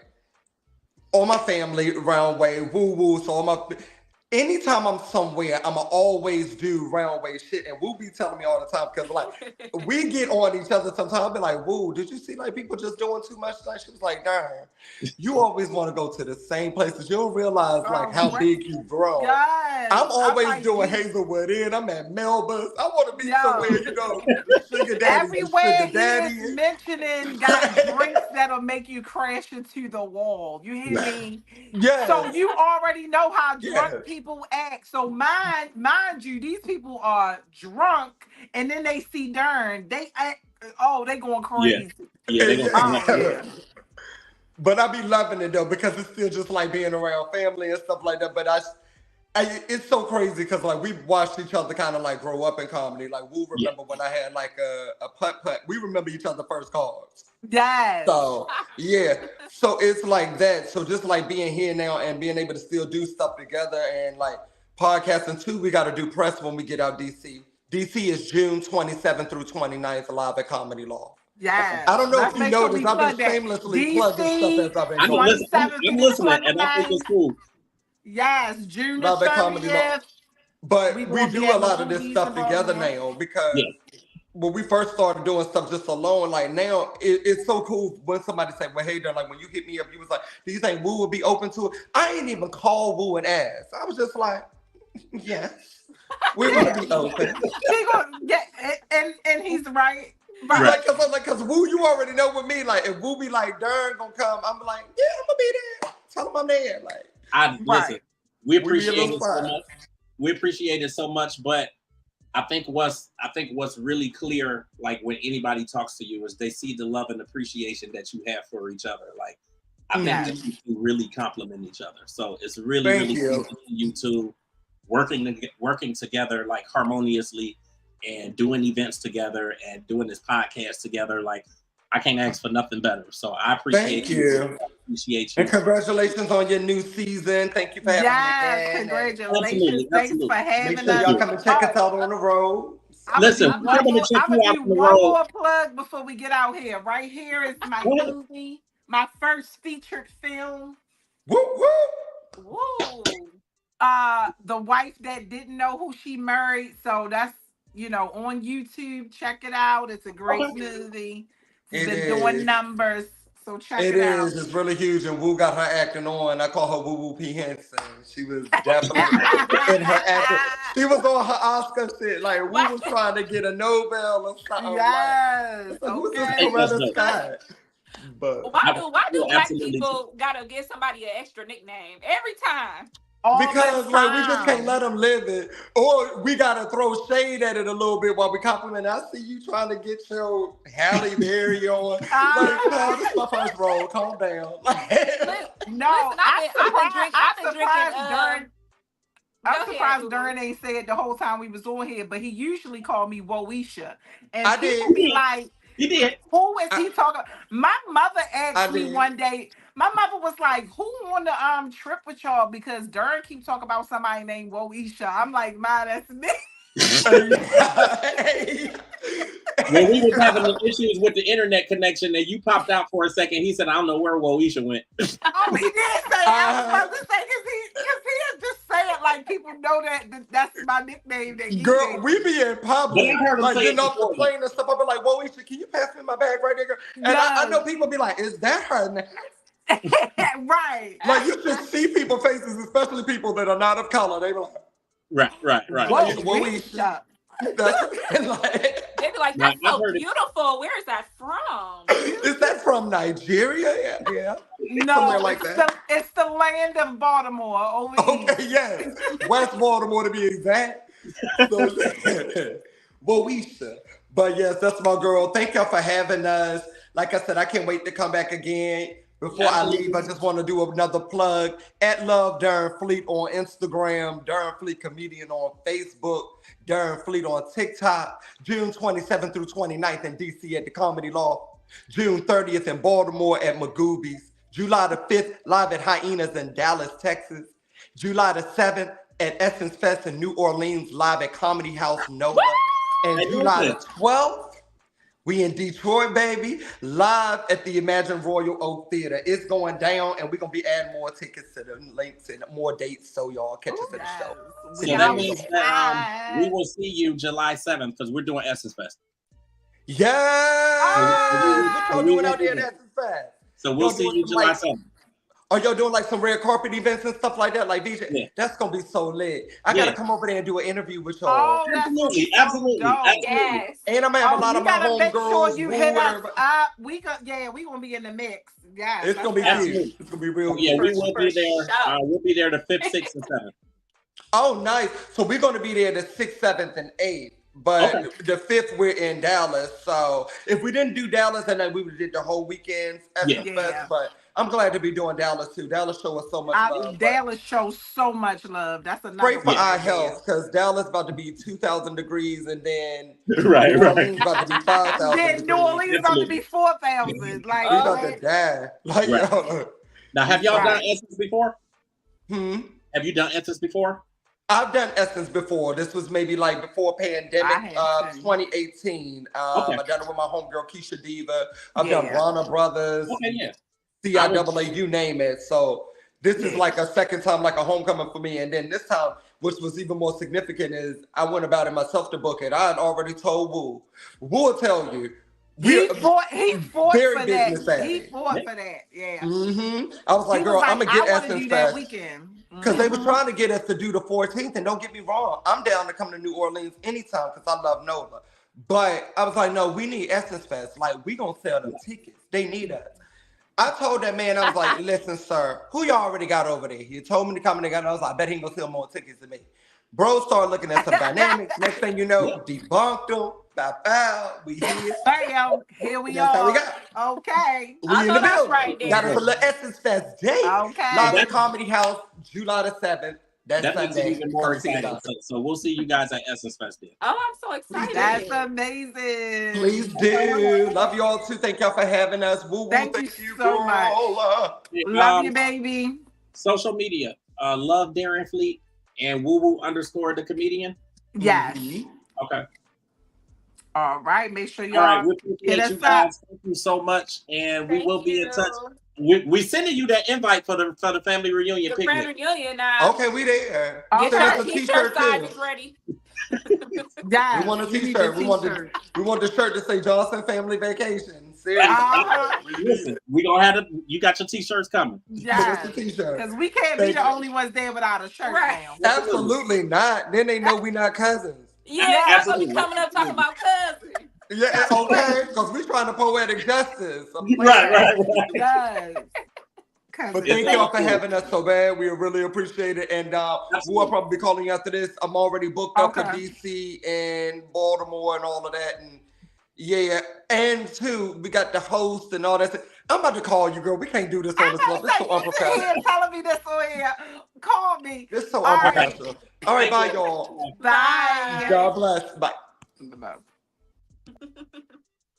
Listen. We always have a good time. It's always a good time here, transcending the culture, baby. That's what I'm saying. Like that was a really, really, really, really good show. That was a bomb interview and an amazing premiere. I couldn't have asked for two better guests. Absolutely, I'm so happy.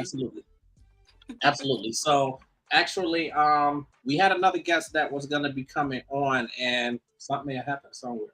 So listen, we're gonna go right into the trending topics. The trending topics with Cat While I'm Queen. here, I'd like to thank Mom and Dad. They knew the time. While I'm here, I'd like. We got to put it on twice. Oh, man. Listen, we got so many trending topics going on. I did want to take a second and shout out one of our commenters here. Trying to find a comment. Oh, they was on it today. Like the They were commenters. on it. We had our comments. Yeah. Thank So you so much for is Justin. Yes, this is Jess, everybody. And go follow her on YouTube. And I met her through TikTok. Her TikTok is at majestic_travels. And Jess is JESS. So majestic_travels. I'll definitely be reposting some of her stuff on TikTok. So you follow me on TikTok. You can kind of follow her page and I'll be sharing some things. So thank you for joining us. She told me she would join last night. She came on here and been tearing the comments up. So thank you, girl. I really appreciate it. Yeah, she's had a great conversation. Very, very positive person. She's been giving me a breath of fresh air the last few days. Just met her on TikTok. A wonderful, positive person, great content. Secondly, I wanted to address that June is Pride Month. So happy Pride, everybody. Yeah, we got happy Pride, everybody.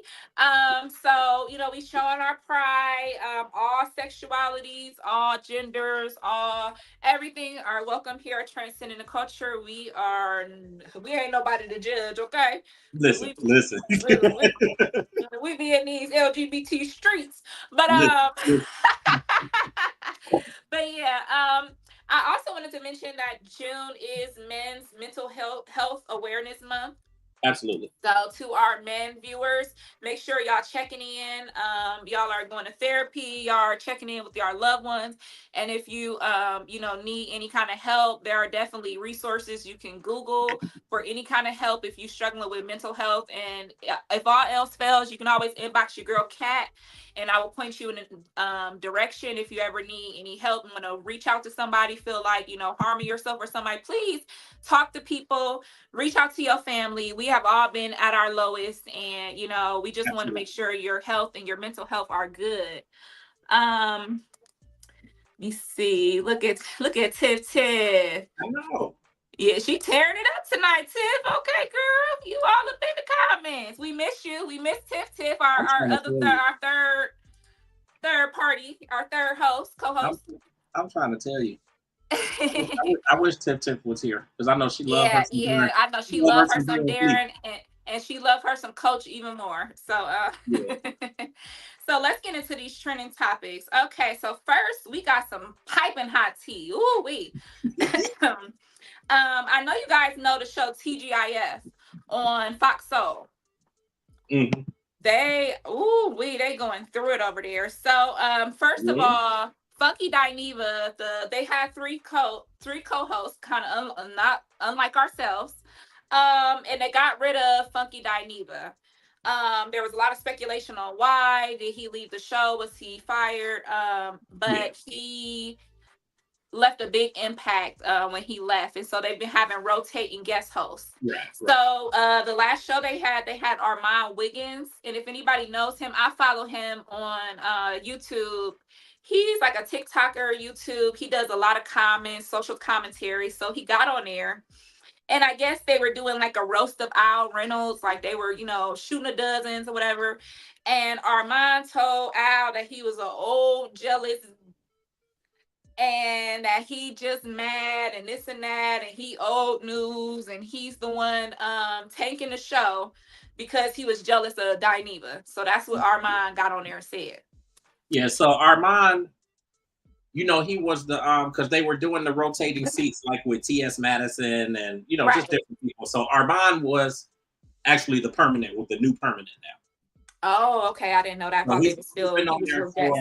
It may have been about 2 months. I was gonna say a month, but it may have been about 2 months. But he was the one that they selected after they did the rotating seats and whatnot. Because I think initially they wanted T.S. Madison, and I'm not sure what really happened with that, or maybe they didn't offer her enough or whatever. But Armand was the new permanent. Okay. Well, yeah. So he was saying that, and this has been something that has been whispers throughout, that Al Reynolds has been pulling, and this is allegedly pulling Yeah, strings, and it was rumored that he had a problem with Dineva. It was rumored that Claudia and Dineva had this big blowout. So after they had the blow up, they were supposed to have a final show before their break, and their June 14th show ended up getting canceled completely yeah, because of the argument, and now the show's future is in jeopardy altogether.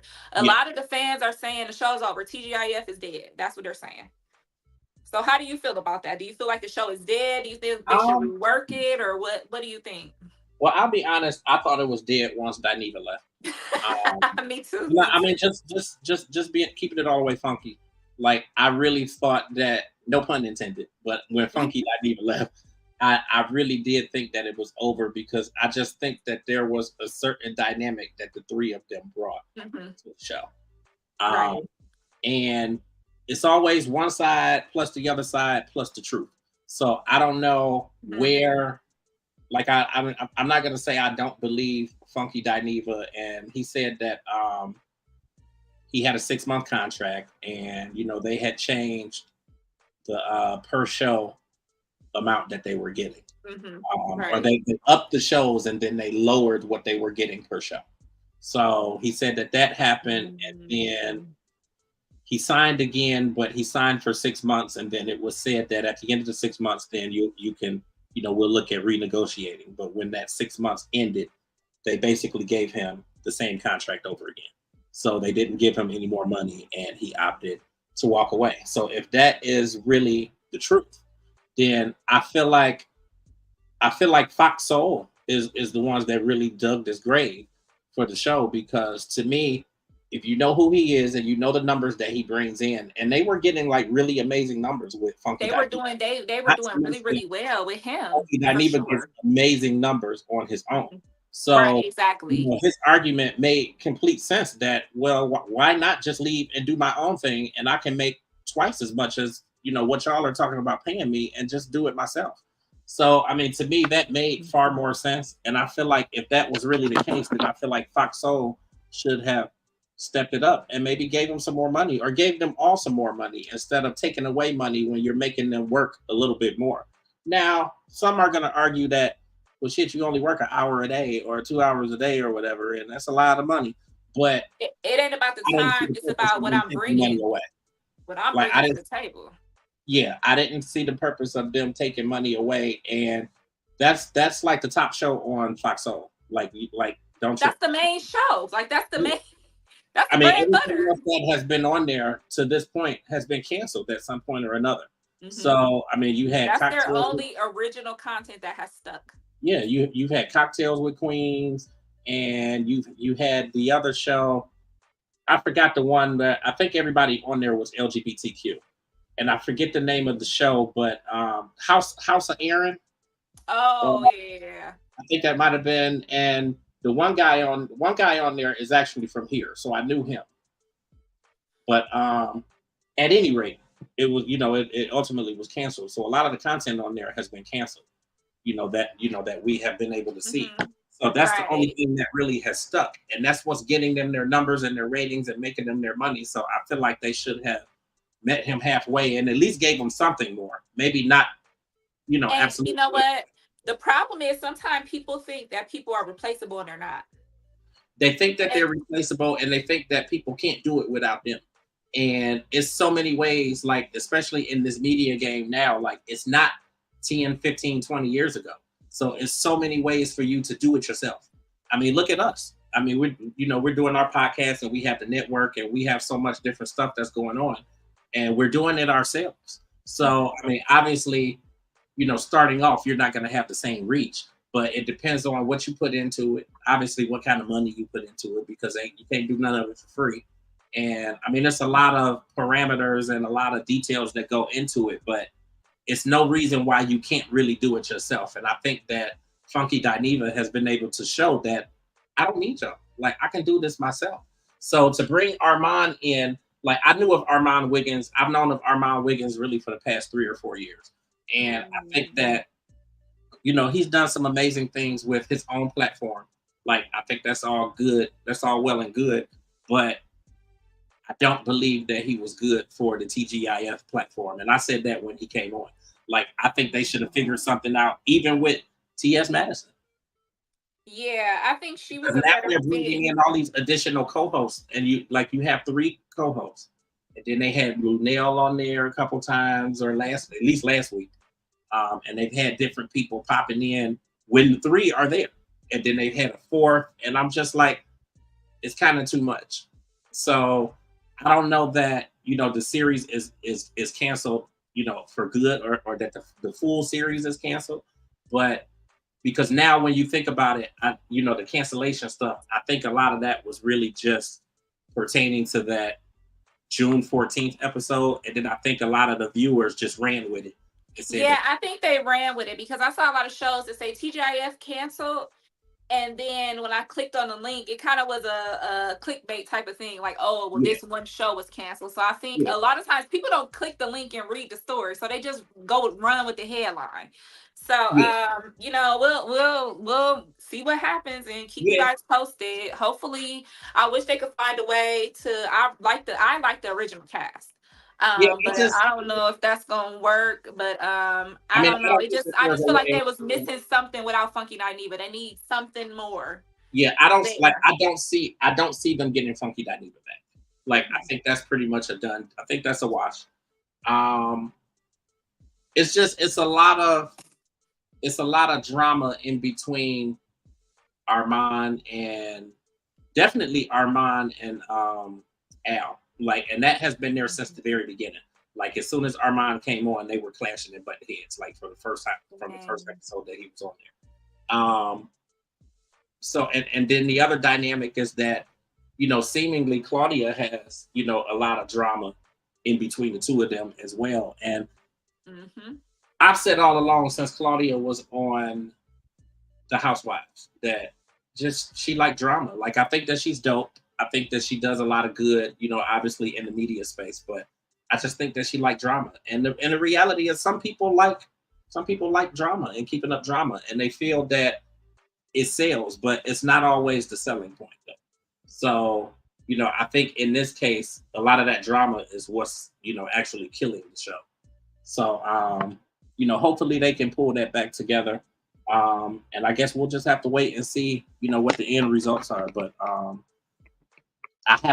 admittedly, I have not watched it as much since Funky Dineva has been gone. Like, I watched some episodes, but it really depends. To be honest, it depends on the headline that they have. When I pull up YouTube and they have it depends on whatever the story if it's is. not talking about somebody that I know or that I like or whatever, a lot of times I won't watch. So it just depends. It just depends. Right. Okay, well, we'll keep you guys posted on the future of TGIF on Fox Soul. Hopefully, they can get it together because I like the concept of the show, and I wish we can get more shows like that with more personalities where they, go over the things. I think a lot of it is more YouTube based. I would like to see it more on, the small screen on the TV where the average person can really watch something like that and not have to log on, because a lot of especially older viewers, they don't really know what's going on in the young celebrity sphere because they don't really use their phones. They watch their stuff on TV. So I wish that they would have more shows like Fox Soul where they talked about our culture, our music, our the things that's going on with us, with a lot more, not just one show, multiple shows, so we could all get it in. It's 1,000 stories. It's 1,000 things we could talk about. So I really like the concept, and I hope that it worked, therefore people could replicate it. But it's hard. It's definitely hard working with an ensemble cast. It's a lot of people, they be having egos and all type of stuff. So we're gonna move on to the next hot topic. Let's see. I know we wanted to talk about, speaking of housewives, Miss Kenya Moore, Miss Twirl, Gone with the Wind, Fabulous. Okay. Miss Kenya Moore is known for her antics, baby, and she is back at it. I knew she was gonna be back at it. I knew she was gonna come with this new season. It was too much going on. Portia back. She's another one that I think like drama. She loves it. She lives for it. And the thing is, she's great TV. Kenya is great. She's great on that cast because she's gonna stir the pot up. Absolutely. But she is like me. Don't argue with me. I'm gonna go too far. Okay. I'm gonna drag it to the pits of hell. Okay. I'm that's who I am too. So I know Kenya, she likes to go a little extra. So what happened was she got into it with a newcomer cast to the show. And while they were arguing, it's alleged that Kenya brought up explicit pictures of this young lady and showed them off to other people at the event. I think it was Kenya's her salon opening. And so she was going around showing the pictures or flashed it in front of everybody into the camera. And as most of you guys know, any kind of revenge porn or, you know, things like that, that can be illegal in a lot of spaces. Absolutely. That could be illegal, especially in a work environment. Y'all are working. Let's not forget, this is a show, but they are employees of Bravo and the Real Housewives.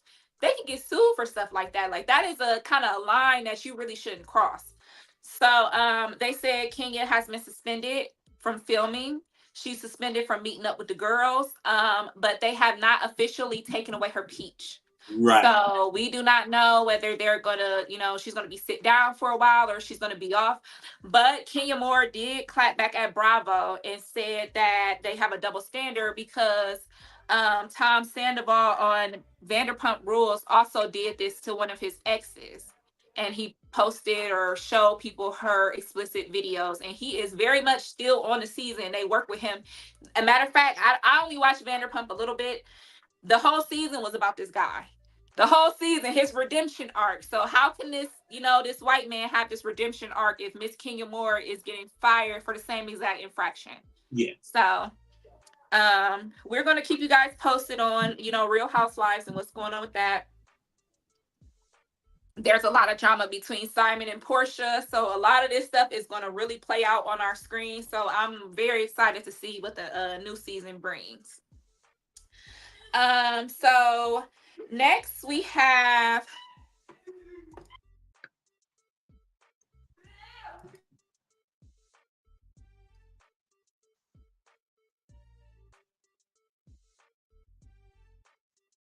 because I know we had a lot of them on there. Yeah, sorry, I had some little technical difficulties here. No, we was going to talk about Diddy Watch. Diddy Watch.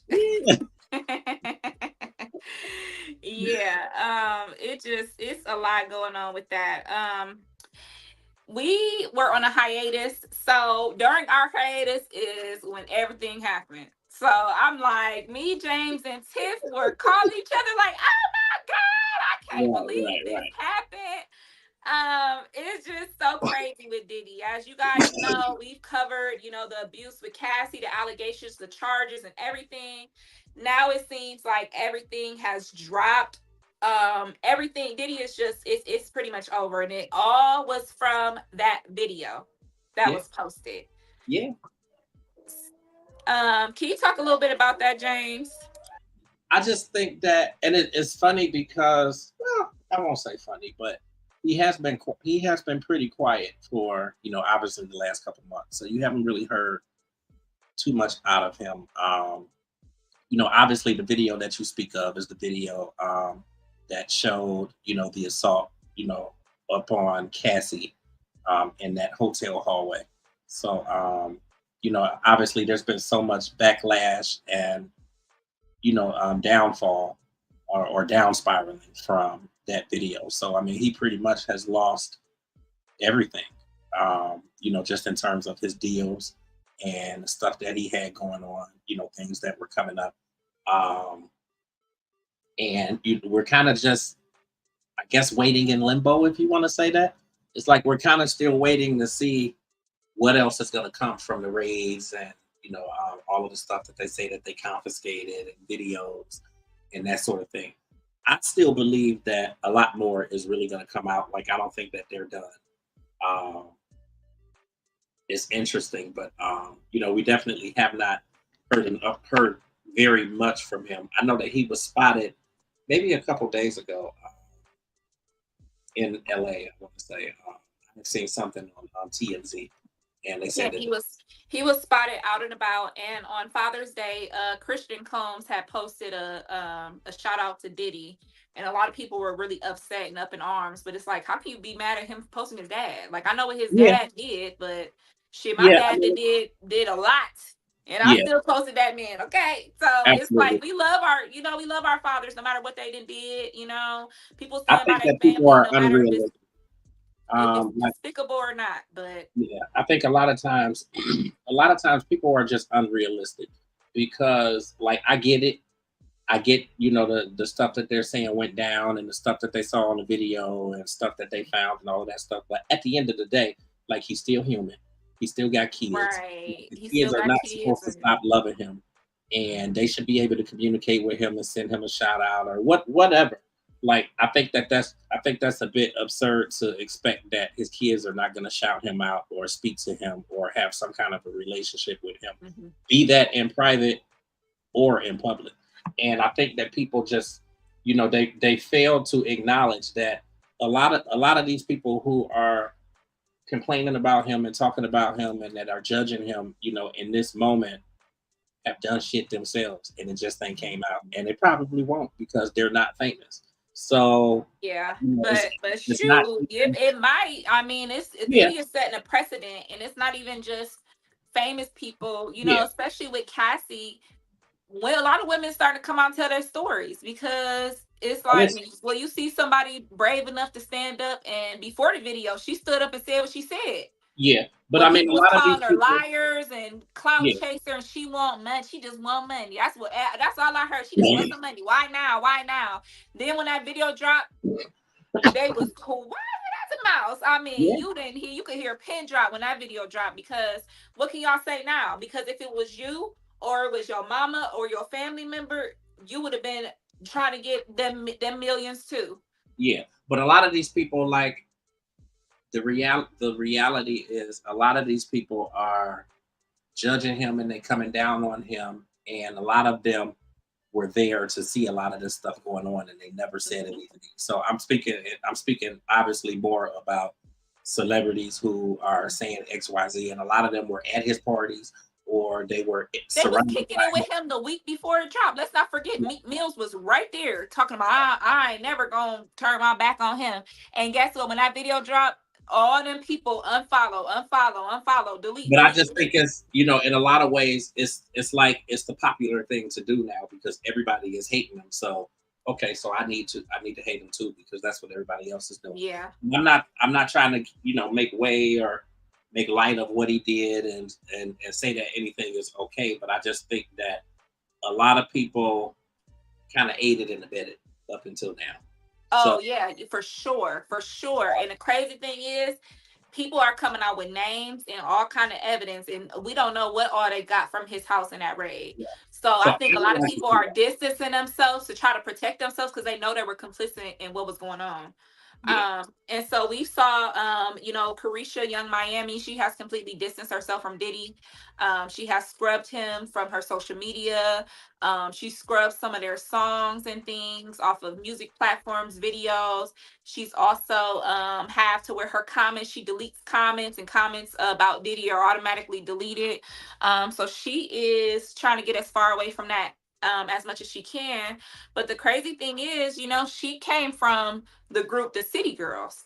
yeah. And her and JT just recently broke up. They are trying to dissolve the City Girls. Now it's very quiet. It's very, yeah, it's really, it's on the low hush, because Do it when do it do it need to be like what have they done anyway in the last 5 years? they have not done anything collectively. They No. have done solo projects, and it's been a lot of beefing. And remember, they was beefing on live, and they was going back and forth on Instagram and this and that. So officially, they have broken up on paper. So they were on someone's album, and they were credited as JT and Young Miami instead of City Girls. And so City Girls, Young Miami, everybody knows she was saying act bad. It's an act bad summer with Diddy. So now she didn't scrap that. And so we used to say, oh, it's a city girl summer. Now she's talking about it's a young Miami summer. Like, girl, by the time you figure out what kind of summer it is, summer gonna be over. Yeah. Like, girl, you're doing too much. So it's just going to be interesting how her career changed, because Diddy put her in so many different spaces. Yeah. To where, you know, she had that her own, you know, her podcast was really, really popular. She has a drinking game that's very popular, and people are saying that the drinking game is very inappropriate. But like, see, they said it ain't even fun. They said it's some nasty stuff. Like, I don't want to do that to my friend. I ain't trying to get that drunk. I have my own opinion about that podcast, and you know, people right. People gonna say I'm a hater and all that kind of stuff, but I just feel like I never really supported the podcast anyway, because that was some shit that just was handed down to her just because it was handed to her on a silver platter, and I didn't even think she did with it what she could have done with it, because it was a lot. She wasn't even qualified for it, and wasn't it's not qualified. Did not do the work. Me, but it's a lot of people out here who are in this media space who have gone to school for this, who are trying to do this, and this is and they cannot even get to somebody like him to be given the opportunity like that. I'm telling you, like, I just feel like she didn't deserve it, and she should not have been in the space because she didn't know nothing about it. She just was doing the shit because it was handed down to her, and it was so many people, celebrity-wise, who were supporting her and going on the platform, but they won't fuck with the people that's out here really trying to do it. It's just like, you know, the Chris Brown shit that's going on, and now a lot of these media people are not supporting him. But I was like, well, go back to all the people that you turned down, and you wouldn't go on their platforms because you felt like they wasn't big enough. Right. Yeah. But he's been killing it on tour. If anybody has seen his tour, he's been killing it. He does really good with his talent or anything, but a lot of times, like a lot of these celebrities, like a lot of them kind of look down and they don't really support the people who are like, you know, really passionate about this kind of stuff and really trying to do it. Like, right. You know, so, yeah. Yeah, so it'll be interesting to see, you know, what happens with the Diddy case, how, you know, all these celebrities are gonna, you know, keep responding to him. He recently had to hand back the key to the city of New York, upon the mayor's request. The mayor's request, baby. The mayor said, "Send me my key. That's Send like me my key right now." That's like your mom. That's how I be to my baby dad. Bring me my key right now. I'm not playing. Like, wow. So yeah. So Diddy had to return his key to New York. You know, he's selling businesses left and right. He's trying to, you know, salvage as much as he can. But somebody said, even if we cancel Diddy, Diddy is uncancelable, because think about how many songs he owns. Even if he ain't credited on a song, he's still in the back talking about take that, take that. He's still dancing in the back of every video, like Suge Knight said. So it's like we still go see him. It may be a past version, but best believe when somebody died, we gonna be playing I'm Missing You. You already know. Yeah, I'm interested to see how it goes, because it kind of take you back to the R. Kelly stuff too. Like a lot of times when they play music from Aaliyah's first album, like they edit R. Kelly out of it. Really? Like when they play Back and Forth on the radio and whatnot, they edit him out of it. Wow. Yeah, I probably didn't even. I mean, I don't really. That.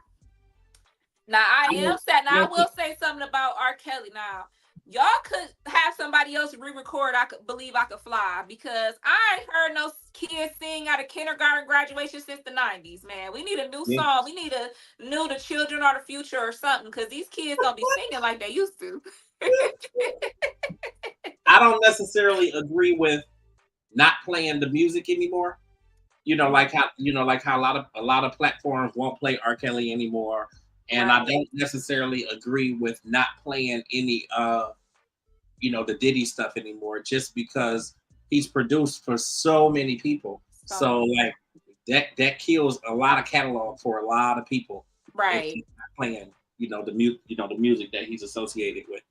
I think I can separate the music from the person. So I Yeah, mean, with R. Kelly, I mean, I still play all the music, and I mean, because at the end of the day, the music was a lot of the music was genius. So right. and I still play a lot of the music, or that I listen to anyway. But Yeah, I don't necessarily agree with that. I like to separate the art from the artist. yeah, But I will say this: anything that don't sit right with your spirit, hmm then you cut that out. That's your discernment, you absolutely, know. So that's how I feel, because I be listening to certain stuff, but then certain people they did some stuff, and I be like, yeah, I ain't turn that Tory Lanez off. Like, so I pick and choose depending on how I'm feeling, and yeah, because everybody knows I'm a Doja Cat fan from my head to my toes. Love Doja Cat, but when she yeah, came out acting like a demon, baby, I couldn't get with it, and I couldn't yeah, even for a while. I couldn't even listen to her music because it was stirring something in my spirit, and I didn't like it. yeah. So, I get it. it's up to people, but I do feel that sometimes it's like so many people it ain't just them that put into that record. It's writers, it's musicians, it's producers, it's beat makers, it's so many people that are credited and get paid off of those residuals and stuff. So then just Absolutely, because this person messed it up, they can't never, we can't never listen to this. They can't get their mind.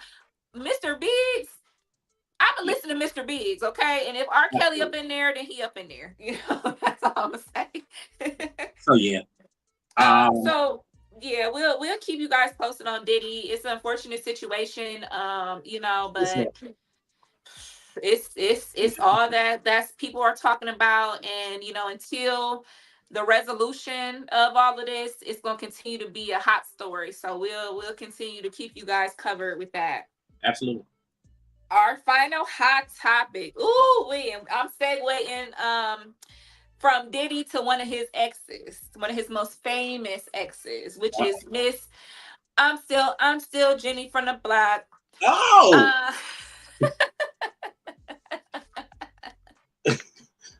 Miss from the yeah, block she kind of having a little herself. bit of a hard time right now. Jenny, and this is the thing.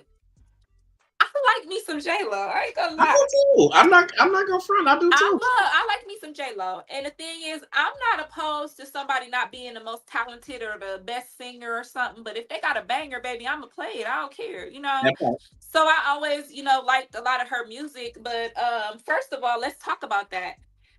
I'm gonna end up doing a video on TikTok where I expose a lot of these songs, because I did not know so many of her songs she did not sing, and it goes way deeper than Ashanti. Yeah. Like, they are coming out with so many that people you would not even. I mean, I remember I liked that song. What she say? Oh, not the key. Yeah, give me my key. Uh, she's so funny. But one of the songs J Lo had that play. Come on, DJ, play that song. Play it all night long. Now, if you listen to that song, I'm like, why do I like it? It I sounds kind like of somebody remember it. else. That's Christina Milian. Okay, yeah.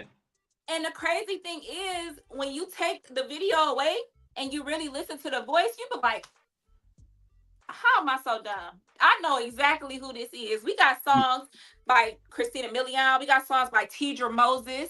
Mm-hmm. We got Ooh, I songs by like TV. Ashanti. We got songs by Megan Trainor. And she left all their vocals because a lot of them were either sample songs or songs that they maybe were going to record. Do you know this heifer kept they vocals on the record without their permission and without credit and without them getting paid?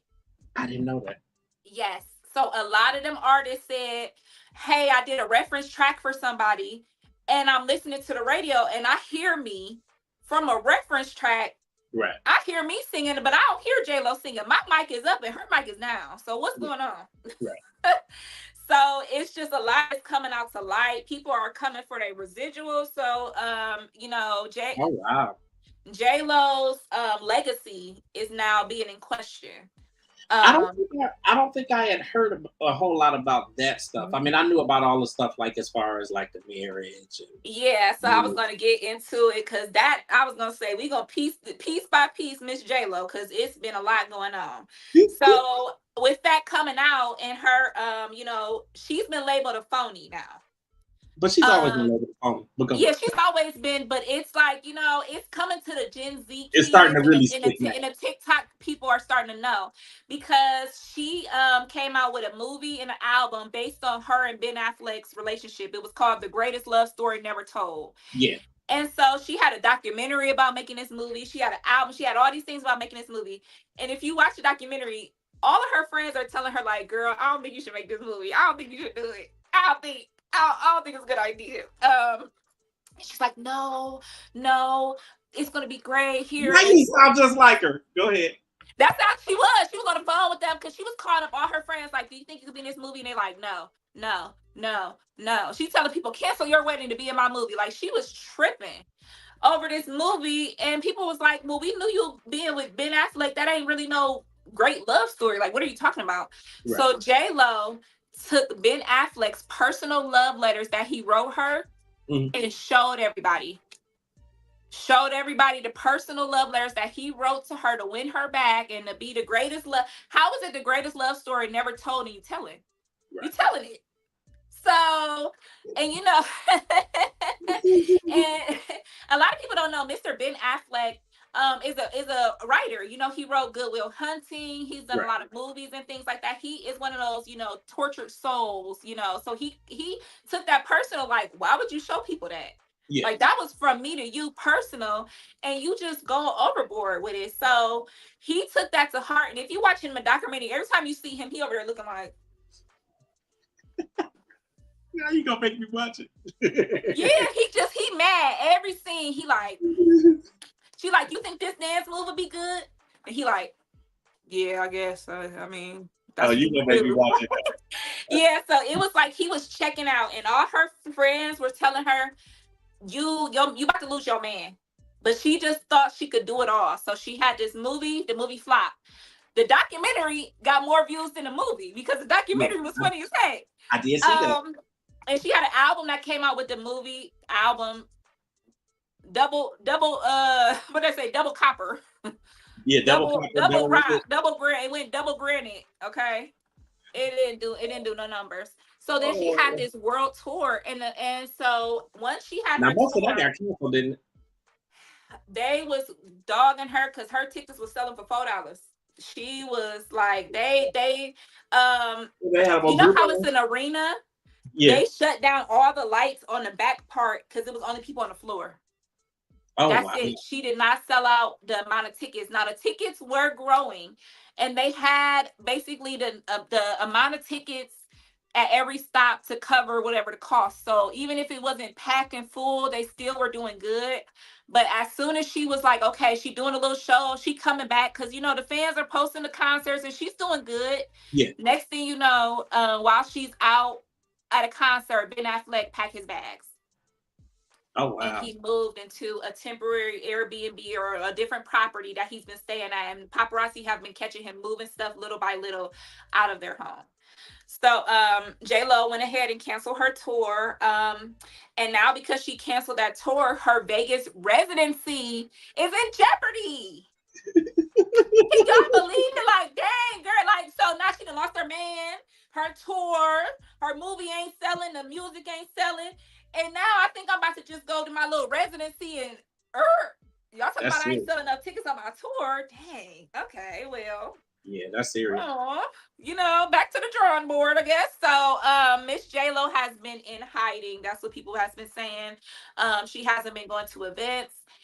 She's been very hush-hush. Her and Ben Affleck are running away from paparazzi, but they are not seen together. Anytime they seen together, they looking mad. They got body experts,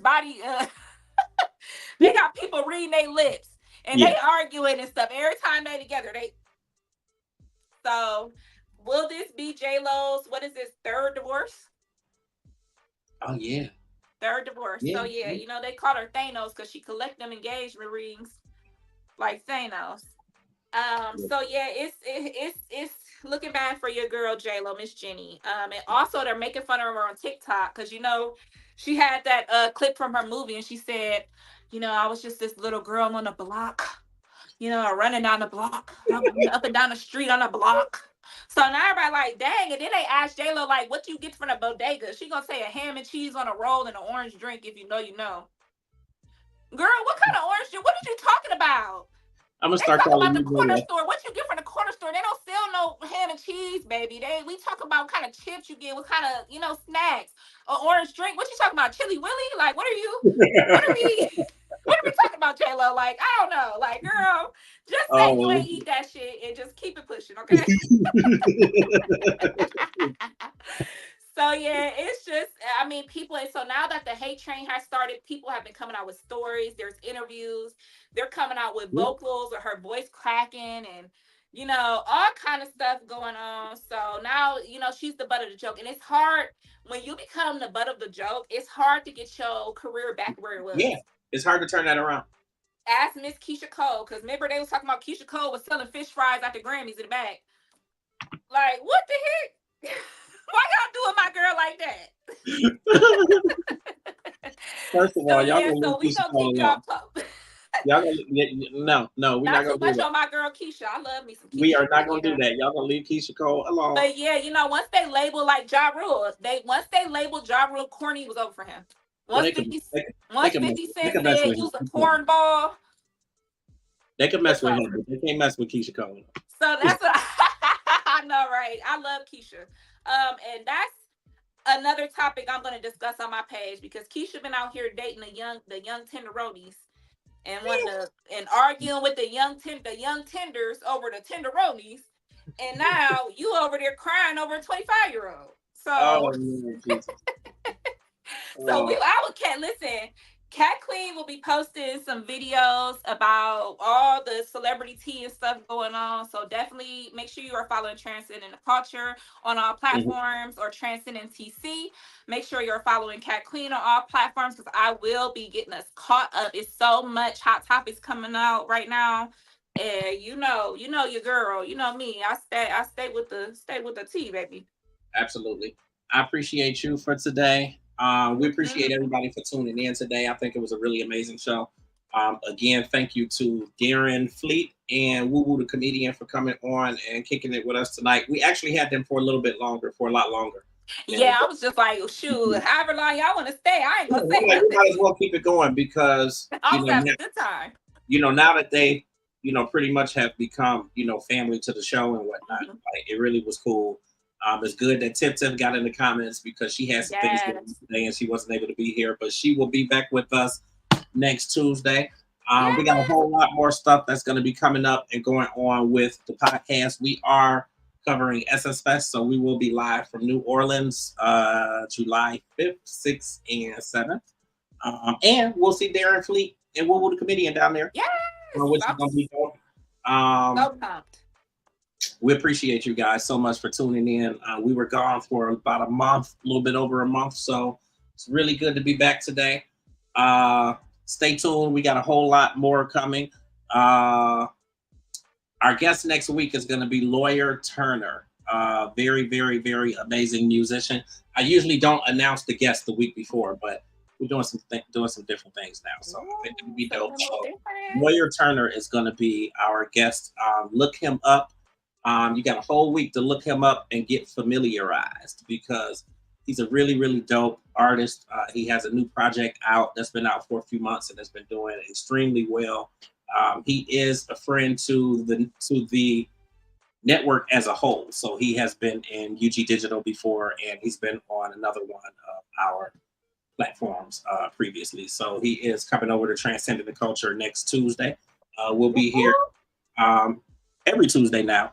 7 p.m. Eastern Standard Time. And again, we're glad that you guys joined us for this extended premiere. That was going to be our second guest tonight, and not positive what happened, but we are going to work to get her here on the platform. So we may have her next week as well, once we iron that piece out. But hope everybody is doing well. Take care of yourselves. Take care of your loved ones. You can catch this replay on transcendingtheculture.com. So just hit our website and the replay is there already. And you guys can watch that back. Please like us, share us, comment, and, of course, follow, subscribe. We need you guys to subscribe to the channel and definitely share us with your friends and your family. And we'll see you next Tuesday. You got anything, Kat? Just shout out to Darren Fleet, shout out to Woo Woo, shout out to Tiff, sending lots of love. Tiff's way, we love you, we miss you. Like I said, follow us on our platforms. And we'll see y'all next week. Absolutely. Bye.